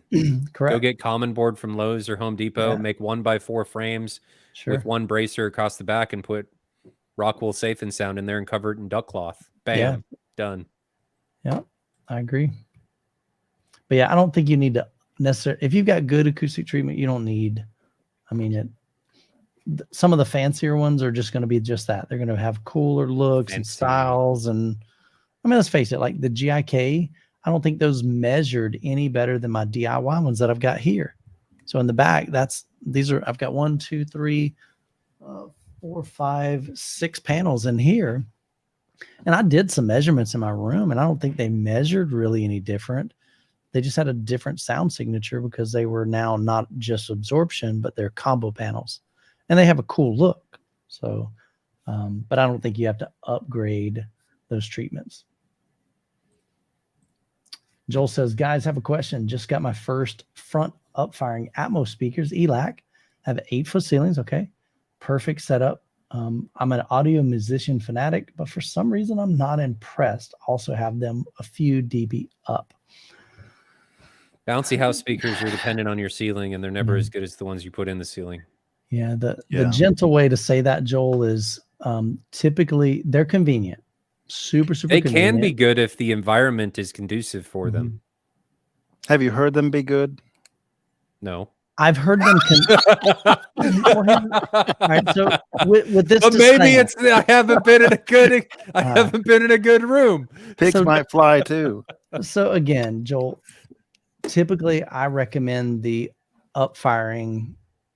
Some people call them bouncy house speakers, kind of as a last resort. If you can't install either on ceiling or in ceiling speakers, or doing what they call height speakers on your sidewalls and angling down towards your listening position, then definitely go with that. But my guess is you're probably not super excited about them because in general, up-firing, reflecting Atmos speakers aren't that exciting. I think the conditions have to be just so right. When you think about this, the speaker is having to hit your ceiling, and definitely the ceiling needs to be flat. If it's a vaulted ceiling, it's not going to work. But you've got to have it a certain distance because you've got an angle of incidence that equals the angle of reflection. And the simplest way to do that is think about when you're playing pool. When you hit the wall at this angle, let's say it's a 45-degree angle, it's going to reflect at a 45-degree angle. If you hit it at a 60-degree angle, it's going to reflect 60-degree. Same thing with your up-firing speakers. Whatever angle that is, it's going to bounce off the ceiling. So the higher your ceiling, the farther back it's going to reflect. So there's just so many different loss. Yeah, there's so many different factors in that. I just don't think they're ideal. Can they work? Yes. I did a test on my channel, and you can look at it. I think it's something called like our up-firing speaker snake oil. And so I brought my son and I brought my my daughter-in-law at the time. No, what was she been? No, I think they were just dating at that point. But anyway, it doesn't matter. I brought them in. I didn't tell them what I was doing.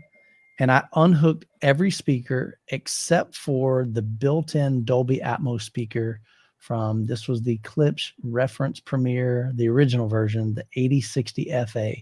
So it has a built-in tweeter and mid-range built into the top of the cabinet. It doesn't sit on top. And one benefit of that is it has basically acoustic treatment, like foam around that speaker, and it's inset into the speaker.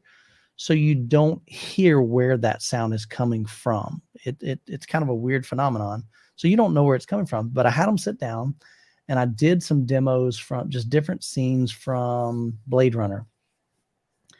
And I just told them, I said, listen to this. And I said, just tell me where you hear the sound from. Didn't tell them what I had hooked up. So they were only listening to these up-firing speakers.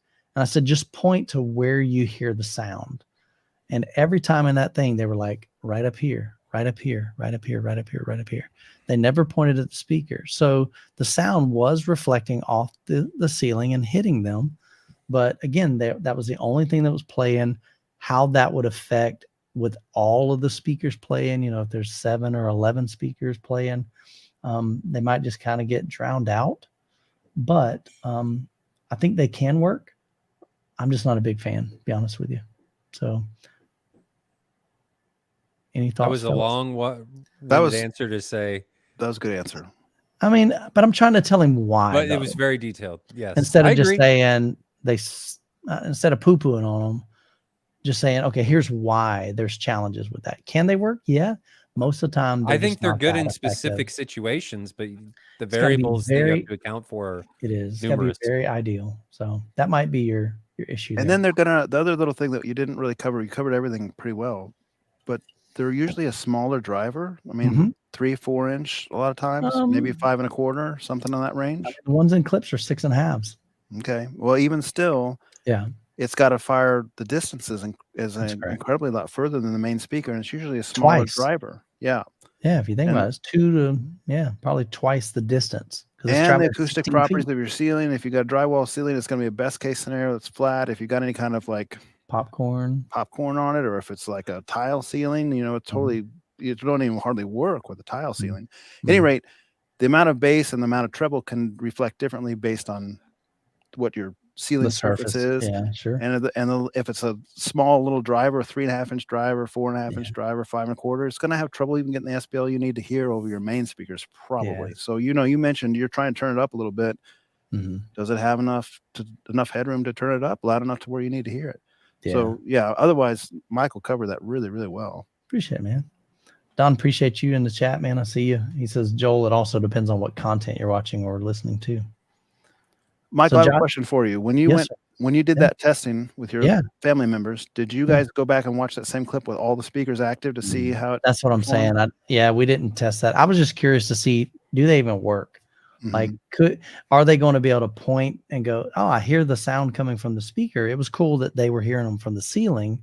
But again, once you add the full 7 or 11, they may get drowned out by everything else, and it may not be as effective. So, but yeah. All right, fellas, I think I'm going to get off here. All right, man. I don't know why, man. It's only been 2 hours and 51 minutes and 4 seconds. My wife's telling me I got to come up and shampoo the floor, so I'd rather stay on here, but go shampoo that floor, man. Shampoo the carpet. All right, talk to you guys later. Bye. See you later, Jonathan. Josh said, actually, before I do this, man, if you guys have any stuff that you need for your home theater, man, definitely reach out to Ryan. He's just a super cool dude. He's not going to tell you to buy something if he doesn't truly believe that it'll benefit your system. We saw that earlier. We told many people it ain't worth the upgrade. So anyway, throw that out there. And then a little plug for MWAVE. If you guys aren't familiar with it, we're doing an event. Me and Ryan, we did it last year, doing it again this year. Bigger, badder, better. It's going to be awesome. July the 14th through the 16th. All the information is not there. It's right here. MWAVE, which is MidwestAVExperience.com. Go check us out, man. It's going to be fun. Tomorrow I'll be making a public announcement about Nebraska Furniture Mart and SVS. They're coming on board, so we're excited to have them. Josh says, what's better, 5.3.6 or 7.3.4? Room is 16 by 12 with 8-foot ceilings. If it's one row, 7.3.4. I don't think you need, like, my room is bigger than yours. It's 13 by 19, and I don't think I would benefit with, I've got 2 rows of seating, and I don't think I'd necessarily benefit from 6. I think there's way more content for wides than there are for the tops. Yeah, I would agree. Ron says a great processor upgrade.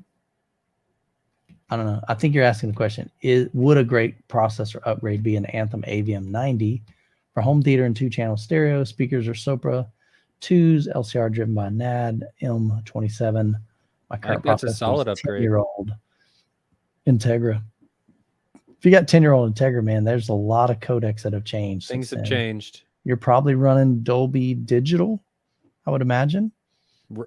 Yeah. Ron, if you're interested in anything else, I'm not an Anthem dealer, but the AV10 fits in that same ballpark. And if you're interested, hit me up. I can see if I can help you out on something. And it has DIRAC coming to it here soon. Very soon, actually. Eric says Integra 8.4 is 11-channel receiver and 15-channel processing for 3,500. Seems to be a steal. I've never been a fan of Integra. I've never really had any experience with them. I think that was kind of like Onkyo's top tier, kind of like Marantz and Denon. Maybe that's why. I don't know that they've caught up to the reintroduction of the Onkyo stuff. I don't know if it's the old or if it's new. I just feel like you can get, 15 channels of processing. Mm-hmm. I feel like the 60. What? Sorry, man. SRW1000. Shampoo the carpets. Code for something else. Hang on. I got to screenshot that and I'll send it to Jonathan. Let me make it. Oh my gosh. That's awesome. I love it. He needs to send us evidence if there's something on the floor. That is the comment of the night right there. All right. I'll send that to Jonathan. I screenshotted it. Oh, Too that is funny. great. That Yeah. is great. Yeah, Megan will kill us if we're talking like that. It's hilarious. Sorry, Megan, but that's funny. What's the Denon 6700? That's it. Is 11.2, and you can do 13.2, and it's far less than that. So that would be my recommendation at that price point. Or you could wait for the 6800H when it comes out. You're in the $2,000 price range at that point, I think. Give me 5 seconds. Uh-oh. Who said give me 5 seconds? Me. Oh. Because I'm sending that email. Oh. I called it shampoo the carpet. All right. It's sent. All right. Cool. Cool, man. While we've been on here, we got some new orders for MWAVE, and I just saw one come in. Looks like, listen to this, says he just got his ticket, ready for some knowledge, man. We're excited to have you here. He loves his Anthem. 1140 is great. Have you done a home theater tour of Ryan's? Absolutely. So if you search for Youthman Martin Logan home theater tour, you'll see it. You may have to do an update when you come out this summer, though, because a lot's changed. Sure. Yeah. Don wouldn't have even got a goodbye for him if his wife called to shampoo the carpets. Oh my gosh. I had friends in high school that used to say they were going to get ice cream. I had a really bad thought. Intrusive thought. Bad. All right. No. Let's keep answering questions. Yeah, I better not go there. We don't want to be demonetized. No. Sorry. Regarding the fast, slow stuff not existing, What about driver weight and transient response? Is it mainly how much wattage is behind the driver? There's a lot of variables that go into different drivers, motor sizes, magnets, the drivers, voice coil, all kinds of different stuff that can go into how the driver is able to interact.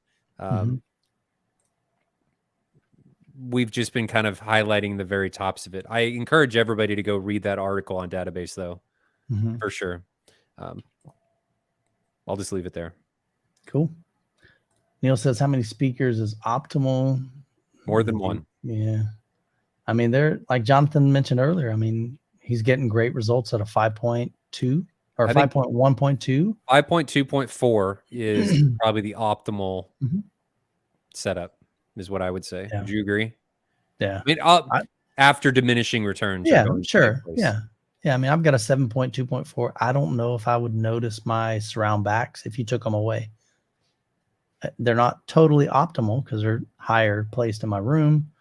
But I'm with you. I think if you had a 5.2.4, heck yeah, man, I'd rock that all day long. Where was that comment? Where's that? Oh, it hadn't come in yet. Where's that? Jayhawk. Oh, he says, Michael, how are you drinking a Celsius this late? I'm not drinking one. I'm drinking two. So these are, man, they don't do anything. They're not an energy drink. I mean, literally, I would think they're better than soda because they got 0 calories. Now they may give me cancer. I don't know. They haven't been out that long, but I just figure it's a little bit more healthy. And I don't like drinking just straight up water most of the time. Redneck Tech 70, love the name. Again, guys, how come no one's talking about the truly high res audio for all channels? I don't know exactly what that means. Yeah. I mean, are you talking about spatial like audio? Or are you talking about, yeah, I don't know, Dolby Atmos audio? I don't listen to a ton of music in my theater room, so I don't get caught up on super high resolution audio most of the time. I mean, I've listened to Tidal, I've listened to Spotify, and I'm not sure that my ears go, oh my gosh, that's amazing. You know, I've got co-buzz. I like co-buzz, but I mean, I don't think it's night and day. But again, I'm not an I think if you audiophile. SPL match them, you won't be able to tell. Maybe not. I don't know. Randy says, is it features or is it channels and processing options and capabilities on the higher end processors? Probably Could be a drive up the combination of price. both. You know, Some features drive up the price quite a bit. Like with Trinov and Storm, it's upgradability and the ability to take out parts of the chassis and upgrade them. That's part of what you're buying into in the ecosystem. Outside of that, I think it's mainly channel counts. Yeah. Dan Black says all these companies program the DACs differently. That's true. They do. Some people claim that, I mean, they've done some blind A/B comparisons and they don't really hear a difference in DACs. Some people claim they do. Again, I don't think my ears are that critical. You'll be able to do it at MWAVE. Yeah, we'll try it. We're going to do it blind. So join us. William says, what is a realistic dB level for home theater? So reference. Realistic. So what he's talking, and I've got, honestly, if you'll go to my channel and search for, what's it called? Is your home theater reference level or something like that? But we say reference all the time, and reference can vary. It's not, we use a reference of, it really can't. It depends on what it was mastered at. What the content was mastered at. Yes, it does. Well, okay. Well, that's what I mean. But we use if the we're reference. Listening to two identical sources. Yes. As far as like content, reference is going to be the same at your house, same as mine. If they're both calibrated. Absolutely. I'm just talking content specific. It depends on the mastering level because you may need to turn something up or turn it down depending on what it was mastered, or how the mastering took place. What we typically say is it's 85 dB and then 105 peaks, and then your subs are typically 10 dB higher than that. Right. Correct. So yeah, so realistic. I mean, that's loud. But to me, that's loud. Absolutely. That is loud. So normally I'm listening. Realistic for me, like what I enjoy listening, on average is -10, sometimes -15 below. So you're 10 to 15 decibels below reference. Because remember, that's what you're calibrating each speaker to. So the noise level in the room is probably going to far exceed that. It's loud. Yeah, I agree. Alex the Great says, how do you guys feel about buying used amplifiers? We talked about that earlier. I think it's a great option. Austin Smith says, I'd love to know what content will be demoed at MWAVE. Great question, Austin. I want to play that content on my system before I travel over. That's actually a great suggestion. If possible, can we get a demo list? Would be killer. I'll do that. Okay. See if we can put together some of the content that they'll be listening. That's a great idea. One thing that we're going to need to do this year, Austin, is kind of shorten our demo list, because you'll have an opportunity to come back over and over if you need to, or want to visit that room again after you hear some other rooms. But we're just going to have so many people cycling through that we're not going to be able to do 2-3 hour listening sessions in a room. You know, I wouldn't think so. But yeah, great suggestion. I appreciate that. Jayhawk Theater says, or Ivan, he says, Ryan, what kind of dealer are you talking people out of buying new gear? The best dealer. Yeah. The one that's looking out for you. Yeah. Yeah. I mean, he don't mind taking your money for sure. But the reality is, I'll make sure it's what you want to do, though. Yeah. Yeah. If you want to spend the money, it's fine. But he's not going to try to talk you into, he's not a used car. And no offense if you guys are used car salesmen, but the stigma from a used car salesman is they're just out to make a sale in whatever way they can. And that's not really what Ryan's about. Or I wouldn't be not promoting, but I wouldn't be recommending you guys to him if he dealt with you that way. Bob Gray says, that's what makes Ryan good. 100%. Christopher, thanks, from a video quality perspective, what is the best format to watch Oscar-nominated Top Gun Maverick Kaleidoscape or 4K Blu-ray on a Panasonic Sound DP? I don't know what a Sound DP is. I'm going to guess that was a typo. I don't think you would notice a difference. Yeah. Kaleidoscape's going to be convenient. 4K Blu-ray, you're going to get amazing sound and picture. So I don't think you'll notice. Yep. Eric says, looking for adding Atmos speakers to a 5.1. Challenge is 14 foot by 18 foot living room with patio doors to the right, open to the kitchen left side. So he's got an open floor plan, staircase in the back, and chapel ceilings. Not sure what a chapel, maybe like a vaulted ceiling. Where to mount the speakers? Great question. So I ended up mounting a friend of mine built a metal custom mount, and it basically screws in above my sliding glass door, and then there's a metal pipe that comes down, so my speaker wire goes through that, and then there's a flat plate, and then on that flat plate I have a screw that goes through, and then that my speaker sits on top of that screw. So I had to do something custom to get my surrounds, my side surrounds, to work in my setup.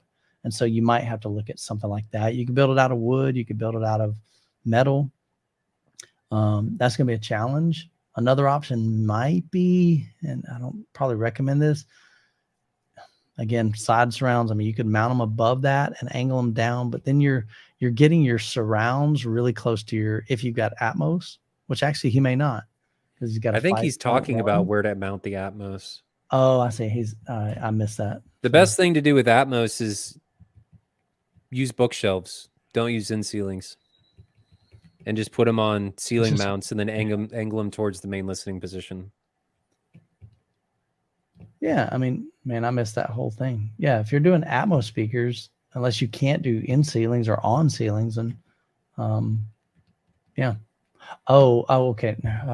It's been a long night. I'm missing the whole thing. He's got those angled ceilings. So like Ryan said, you're going to need to get something that you can angle those, because if you put a in ceiling speaker on that angle, that's bad. That's not going to be good. Yeah. Even if you can aim them, you're not going to be able to aim them down. I agree. Perfect advice. Christian, RTJ Audio has MWAVE on their homepage. Does that mean their products will be there? Honestly, that's probably from last year, and Jeff just never took it down.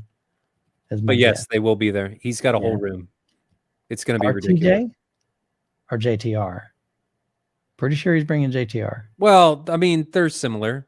Yeah, but his question is RTJ going to be there? We can probably more than likely RTJ was on there from last year. The 410s will probably be there because they're still in my basement. Yeah, so they'll be there. So may get some experience with them. Yeah. Procon Tech Center says, can anyone touch on using a phantom center speaker? Does it always mirror the regular center, or does the up mixing give different sound out of the top center? Phantom center's great. The problem with it, though, and the reason why a center channel typically is better for the home theater experience, is because if you're sitting outside of the main listening position, you're going to get a different experience. Yeah. So you don't have that wide dispersion.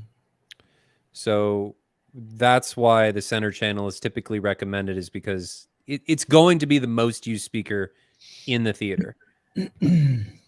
So I wouldn't really skimp on it, in my opinion. Phantom center's great if you only sit in one spot. Yeah. John Damon says, what RCA cables do you recommend for amps? Good question. I'm not a big proponent of fancy cables. Me personally. Amazon monoprice. Yeah, just look online, find something that's got good recommendations based on like they work. If you want something that's looks prettier, Metro Ethereal or something. Yeah. Don't spend exorbitant amounts on cables. Do XLR over RCA if you have balanced connections on both sides, though. It's worth it. Ryan, what amps are you using for your butt kickers? What am I using right now? So I was using Behringer A800s, but those are getting sold. So right now they're on QSC CX 1102s, which are hugely overkill. I mean, they're 1700 watts a channel, but they're workhorses, and I have them. So that's what they're on. Chris says, I have a $10,000 budget for Patreon. He did not say that. I have a $10,000 budget for home theater. What system would each of you do minus the television? Oh man, $10,000 budget. I'll be honest though, the new Martin Logans. That's what I was going to say. I mean, even the performance, that's going to be hard to beat. Yeah, Clips Reference Premiere. I like those two, the new ones. I think either one of them would be fantastic. So if you want Martin Logan, let me know. I'll drop it in the chat. They're shipping. They do look sexy, man. They're really good. So again, try to hear as many as you can to figure out what sound you like. PK123 is pairing a 15-inch $2,000 sealed sub with a 10-inch 350 ported sub less than ideal. Don't even bother. I think so. It's going to struggle probably to keep up with that 15. It's going to be more of a negative than it's going to be a positive. Yeah. You're not really going to gain anything. The 15, if it's a good 15, is going to eat it, and you're not even going to hear the 10. Yeah. Here's a good question. I'm going to jump down to this one. Will products be sold at MWAVE? That's a great question. So the good news is a lot of these brands that we've talked to say that they would be absolutely okay with people buying the products that they bring, because then they don't have to ship them back. Yep. And they're going to be discounted. I don't know what the discounted rate will be. So bring your credit cards if you're interested. I think a lot of brands will be willing to sell those, the items that they bring. Yep. So might get a good youth man deal on that. So good question. And if you're just joining the chat, I know we still got 170 people in the chat. He's talking about MWAVE, so you can get all the details. The dates for it is July the 14th through the 16th. Website is midwestaviexperience.com. William says, much difference in 18 hertz down to 10 hertz. Yes, as far as what you feel. In the middle home theater, would notice difference in movie at reference dB. I like 10 hertz, man. Mine are flat down to 5. It's a whole new experience because I had 18, about 17 hertz subwoofers before that. And man, I just grin ear to ear now. I think once you get down to 10 in single digits, it's fun, dude. It changes. But I wouldn't fight very much once you're at 10 trying to get lower. Yeah. I think 10 is plenty sufficient. Yeah. But I think there's a difference going 18 to 10. There's content down there. Now, the question you have to ask is, how much are you willing to spend to make that happen? True. Oh, my bad. Sorry about that. I just saw your super chat. 179. Appreciate that. Thanks. AVR versus dedicated preamp.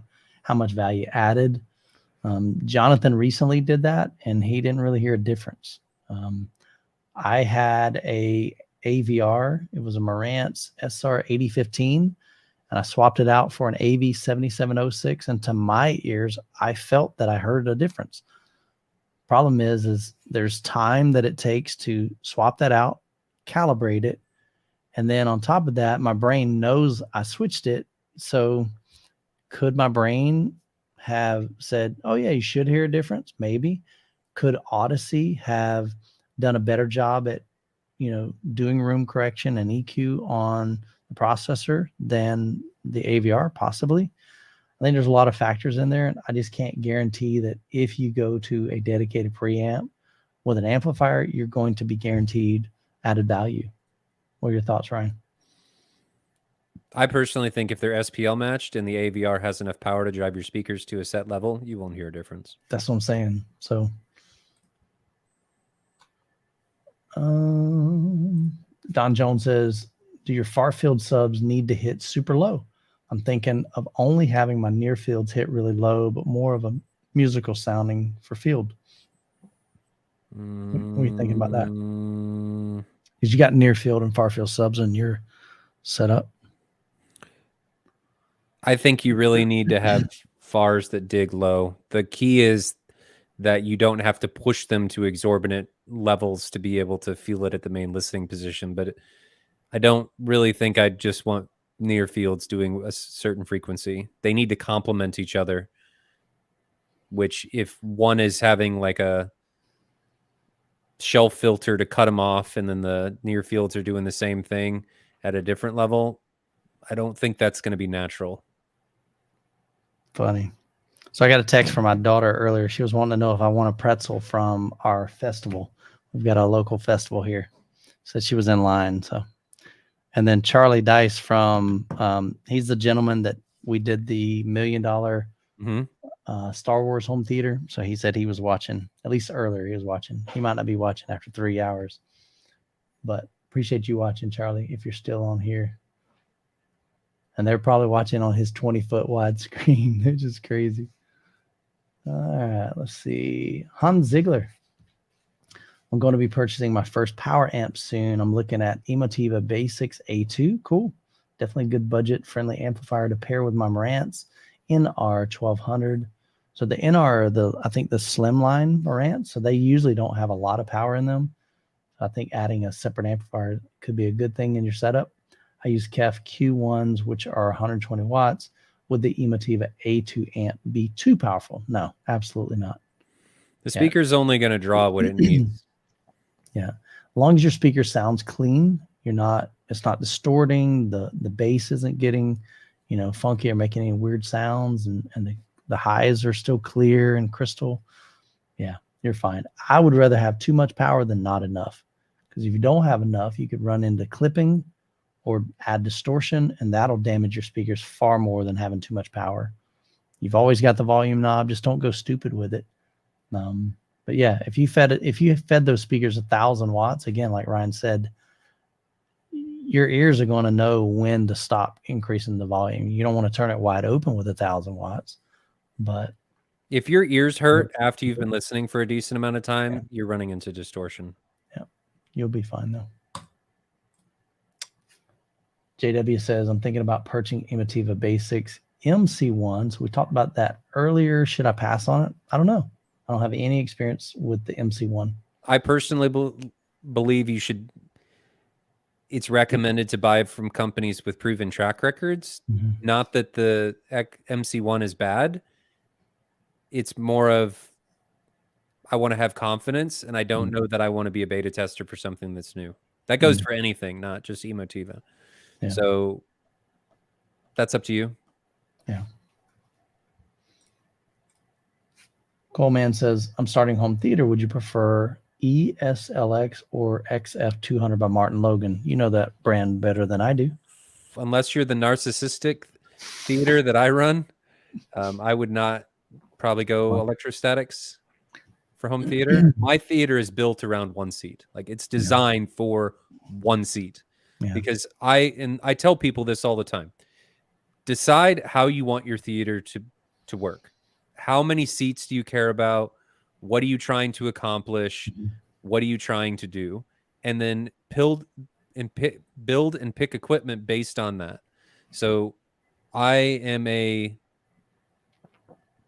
trying to think of a PG way to say this. I really love Martin Logan electrostatics, but they don't work very well for multi-seat frequency response because they're very narrow dispersion.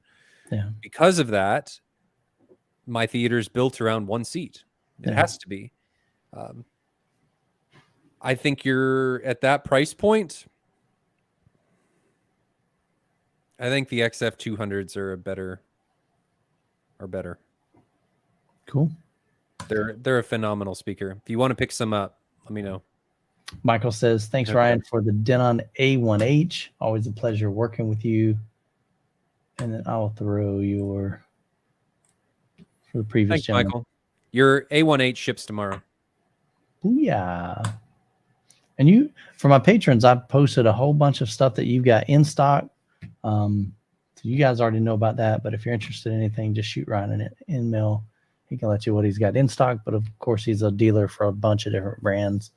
So he can always order pretty much anything that he's a dealer for. Couple more questions, and we're going to call it a night. We're over 3 hours. I'm going to do the last 3 here. How am I doing on like that lightning round, man? Dude, we went through like 35 comments. Yeah. That's crazy. I told you we could do it. Pinarello, any thoughts of which surge protector to invest in to protect my home theater equipment? Not talking about the $5 power strips from Big Lots. Surgex, I've heard lots of good things. Furman. Who else do you recommend? Panamax. If you want to spend a decent amount of money, Big Dog from Metra, they just came out. They have sacrificial breakers in them. So if it goes over a certain amount, it actually pops this breaker and it's sacrificial. It just goes. So they also have a great web UI and user interface. Yeah. They're just highly controllable. You can power all of the sockets on individually. You can time stuff. You can do all kinds of different stuff. So that's been what I'm using, and I've been really happy with them. But they're all really going to accomplish very similar things. As I say with the AVRs and pre-pros, buy based on a feature set that you want and go from there. Yeah, some guys are saying do it at the fuse box, and then whole house surge protectors are the way to go. Try the Siemens FS140. If you're trying to protect from incoming surge from outside, do it at the breaker, like the breaker box. Don't do it at your rack. Just do it at the breaker box. Joshy Benedict says, would you advise channel-based multiple subwoofer to get more immersive experience? I think he's talking about tying the subs to specific bed layer channels. Okay. That's a new concept for me, to be honest with you. So I've used it. I think it's cool. It can be very hard to dial in. So I'm waiting on my other captivators to go back into this because I want to have the same subs all the way around the room. Right now it's RS1s in the back, or this RTJ sub 18s in the back, and then the captivators up front. It's very cool, but I want to have the same subs in all locations before I dive back into that. And it can be a pain to get correct, but when it is correct, it's really cool because you can feel bass move through the room and you can localize it, which is super awesome. Interesting. You got to have capable subs to be able to do it, because if it's going to send all of the LFE to one sub, it's got to be able to kick ass and take names and maybe not chew bubblegum because it's going to have his hands full. So Brian says he does have a Furman that he's selling. Here's the reason why I laugh. Brian's built. He's one of my patrons. Love him. He's awesome. He's coming. Brian's awesome. He's one of our VIP platinums for MWAVE. So we're gonna have some fun there. But Brian he's building his theater room, and a lot of his stuff's brand new, and he's already upgrading before he even opens it. So I don't know if that's a brand new one. Brian, let us know. He says no surprise. He knows it, man. So that's hilarious. That's why I'm chuckling. So if you're interested in pricing on that, shoot me an email, and then I'll forward that to Brian over on Patreon. Yeah, here we go. Michael at youthmanreviews.com. I'll get you in touch with him. Or if anybody's interested in it, just shoot me an email and I'll get you in touch with him. Yeah, so see, Pinarelli says, so reach out to me, Michael at youthmanreviews.com, and then I'll get you in touch with Brian. All right, cool, man. We are down to the last question. I think, no, two more. I had to start that one. It was a good one. I'm going to punch you. All right, Nick Chapman says, I don't hear them mention much, but what are your thoughts on Focal speakers? I think they're great. I wanted you to answer. So Focal was the brand that I heard in that hotel room. They were the Utopias, man. Those are super high end. I've never heard the Utopias though. A lot of those speakers are just. They should have been amazing, man. I should have been hearing angels like flutter in my head, but it just didn't do it for me. And it was a quick demo, but like I said, it should have been awesome. Now, granted, could have been the room, could have been calibration, could have been a lot of things. I think they should be able to sound phenomenal. I don't have a whole lot of experience with Focal myself, but I like the way they look. They look sweet. Third string all pro. What are your guys' favorite movie snacks? Man, I love this question. I know. I had to do it. I love anything chocolate, bro. If you got chocolate, oh man, I can dig some, like like when I go to the movie theater, normally I go to the Circle K before, throw me a Snickers in my pocket. So I love Snickers, chocolate and caramel. I think for me, the one that always takes me back is Butterfinger BBs. Yeah, that's interesting. Yeah. I love Butterfinger. Raisinets, Fancy says. Okay. They're okay. Oh, I do love Sour Patch Kids too at a movie. Yeah, but then you get the sugar all over you. Not that a Butterfinger is any cleaner. I like the Butterfinger gets stuck in your teeth. Yeah. I don't know why I like that. It's just great. Yeah. Butterfinger. What else is a really good one? That's probably Snickers is really good, but I don't know. I associate Butterfingers with movies. Yeah. So Brian So says good. he's got a Furman Elite 15 DMI linear. Whatchamacallit. I haven't had one of those in forever, Randy. I haven't either.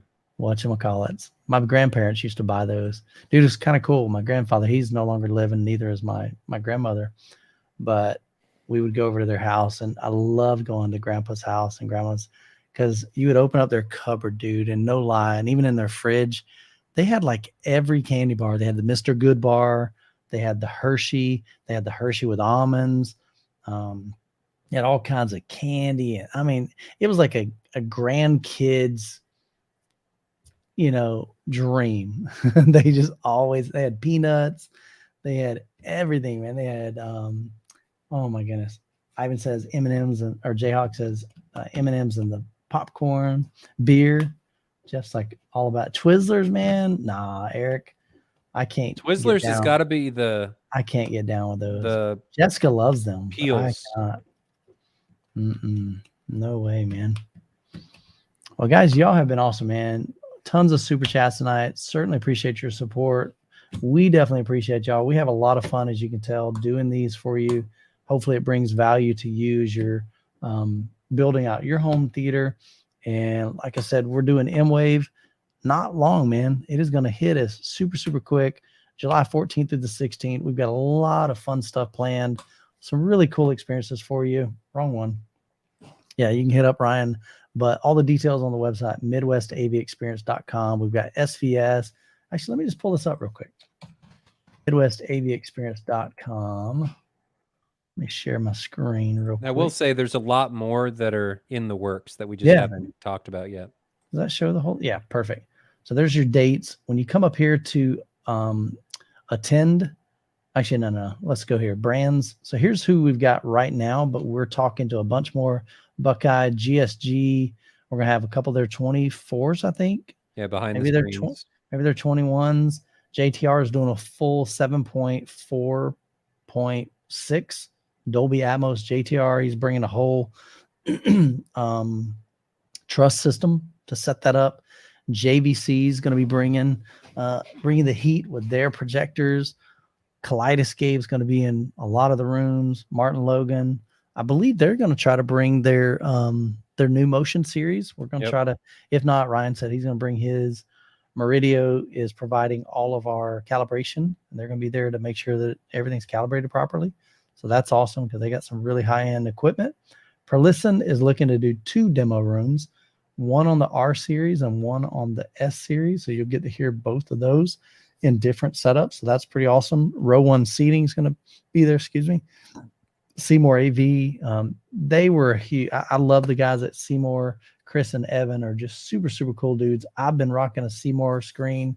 I bought it. Goodness, it's been probably 14 years ago. No. I'm sorry. Probably a little bit less than that. Maybe 10 years ago. It's a beautiful screen. Super, super durable. Love the Center Stage XD. They've got all kinds of fabric. They've got a new retro masking system that allows you to add electronic masking even to a non-Seymour screen, which is super dope. They've got a lot more products that they're developing this year, so we're excited about that. Stereo Integrity is going to be bringing some big, massive subwoofers, some of their 24s, I think 4 of their 24s. Storm Audio, of course, is going to be featured in several of those rooms as well, because even just the way that we're doing some of the switching, Storm Audio is going to be a big, big asset for that. Valencia will have 3 of their theater seats in there. Brian says he's going to head up the swap meet on Friday. Hey, if you guys want to bring some stuff and y'all do it, go for it, man. But that's super, super cool. And I'll throw this up there too. So if we look at the exhibitor rooms, this is what it looks like right here. So we've got this whole expo hall right here that vendors can set up. Most of the activity is going to be in these rooms right here, from 2201 down to 2213. So that'll be where we have, and these are big rooms. They are, how big are they, Ryan? They are 1,400 square feet. Yeah, look at this, 28 by 48 rooms. There's 15-foot ceilings. So these are big rooms. So these vendors have all kinds of flexibility to just set up some really awesome home theater systems. And that's really where the focus is. We want to provide some experiences that you're not going to get it at Exponent. You're not going to get it Cedia. You might get it Cedia, but most people can't go to Cedia because you're not a dealer. So yeah, so it's going to be sweet, Bob. Absolutely. We'd love to have you guys come out. We do have tickets still available. So you can head over to the website, Midwest AV Experience. We sold out of the VIP Golds. Those sold out in 12 hours. The VIPs sold out in 24 hours. And there were 20 VIPs, 10 VIP Golds, and then the Platinum VIPs sold out in 5 days. So all of those went super, super quick. And same thing last year. It didn't take long for those to be sold out. But we got plenty of general admission. For the most part, we don't have a cap on that because we've got a big venue this year. So you guys just come on out. Tickets you can get right there. Tickets are $75. It's going to be awesome. Nobody's doing anything like this. So we're really, really excited about providing this for you guys. We're going to have a lot of fun. You're going to meet a lot of cool dudes. We're going to have a lot of content creators as well. I've talked to Chris Majestic. He's looking at coming. I'm trying to think who else. Life of Bliss will be there. Home Theater Gamer is going to be there. FOMO. FOMO, Stop the FOMO is going to be there. Mike's on, he changed his name. Mike's on audio. He's going to be there. Techno Enthusiasm? No, Jeremy's on vacation that week, so he's not going to be able to make it. Actually, I got a spreadsheet. I can pull it up. Let me see who else said they were coming. If I missed anybody. Oh, Brian Stout's going to be there. Woody Sound Up. So Brian's going to be there. He's got a great Instagram channel. Super, super nice guy, man. So, and Don Dunn, he said he might be there. So we're going to try to have some content creators so you can hang out with them, get to know them. But we're just going to have a lot of fun, man. So if you guys are willing to make the trip and drive or fly, I promise you it'll be worth it. Really, really will be worth it. So it's going to be good. Ryan, any thoughts? Nope. I'm ready for bed. What are you ready for bed for, man? I might just hang out after you get off in here. We'll just go another couple of hours, you know? And, Yeah, right. Nah, that probably ain't happening. So let me just look real quick. The guys on the AV Excel podcast said they might attend. Cool. I'm not familiar with them. AV Excel. I'll have to check them out. All right. Anything else? GTR speakers, subs are amazing. Wouldn't regret buying them. Absolutely. Can you make a wife wants me to wash the carpet shirt? Oh my gosh, man. I'll tell you offline what I was thinking. I know what you were thinking. No, you don't. I probably do. All right. I'll let you guess when we get off here. All right, guys. We're going to call it a night. 3.5 hours. This is the longest podcast we've done. Hopefully you find these long form podcasts beneficial. Love you guys. Appreciate you. Love all the super chats, man. Hope y'all have an incredible week. We do this every week. We won't do it next week because I'll be out of town. We're going snowboarding and snow skiing with the family, taking them up to Vermont at Smuggler's Notch. So we're excited about that. Eric, appreciate that. He's got his ticket for the show. So super, super pumped, man. So hit the like button on your way out if you enjoy these. What? All right. Eric says you tried but could not finish due to a fault on the website. Please check. But I think let me know if you still have trouble. If you do, shoot me an email, michael@youthmanreviews.com. But we've been while we were on the show, I've had tickets being sold. All right. So Jonathan said he sent his email back. I sent him the screenshot from earlier about the carpet. He said, I wish. Oh, he got in trouble. So he had to legitimately clean the carpet. That's funny, man. Too funny. Yeah. We had several people purchasing tickets for MWAVE while we were on the show. So always good. It should be working. So if you run into issues, definitely let me know and I'll take a look at it. But I've been getting people buying tickets every day. So, but anyway, all right, guys, y'all have a great week and we'll catch you in 2 weeks. Later.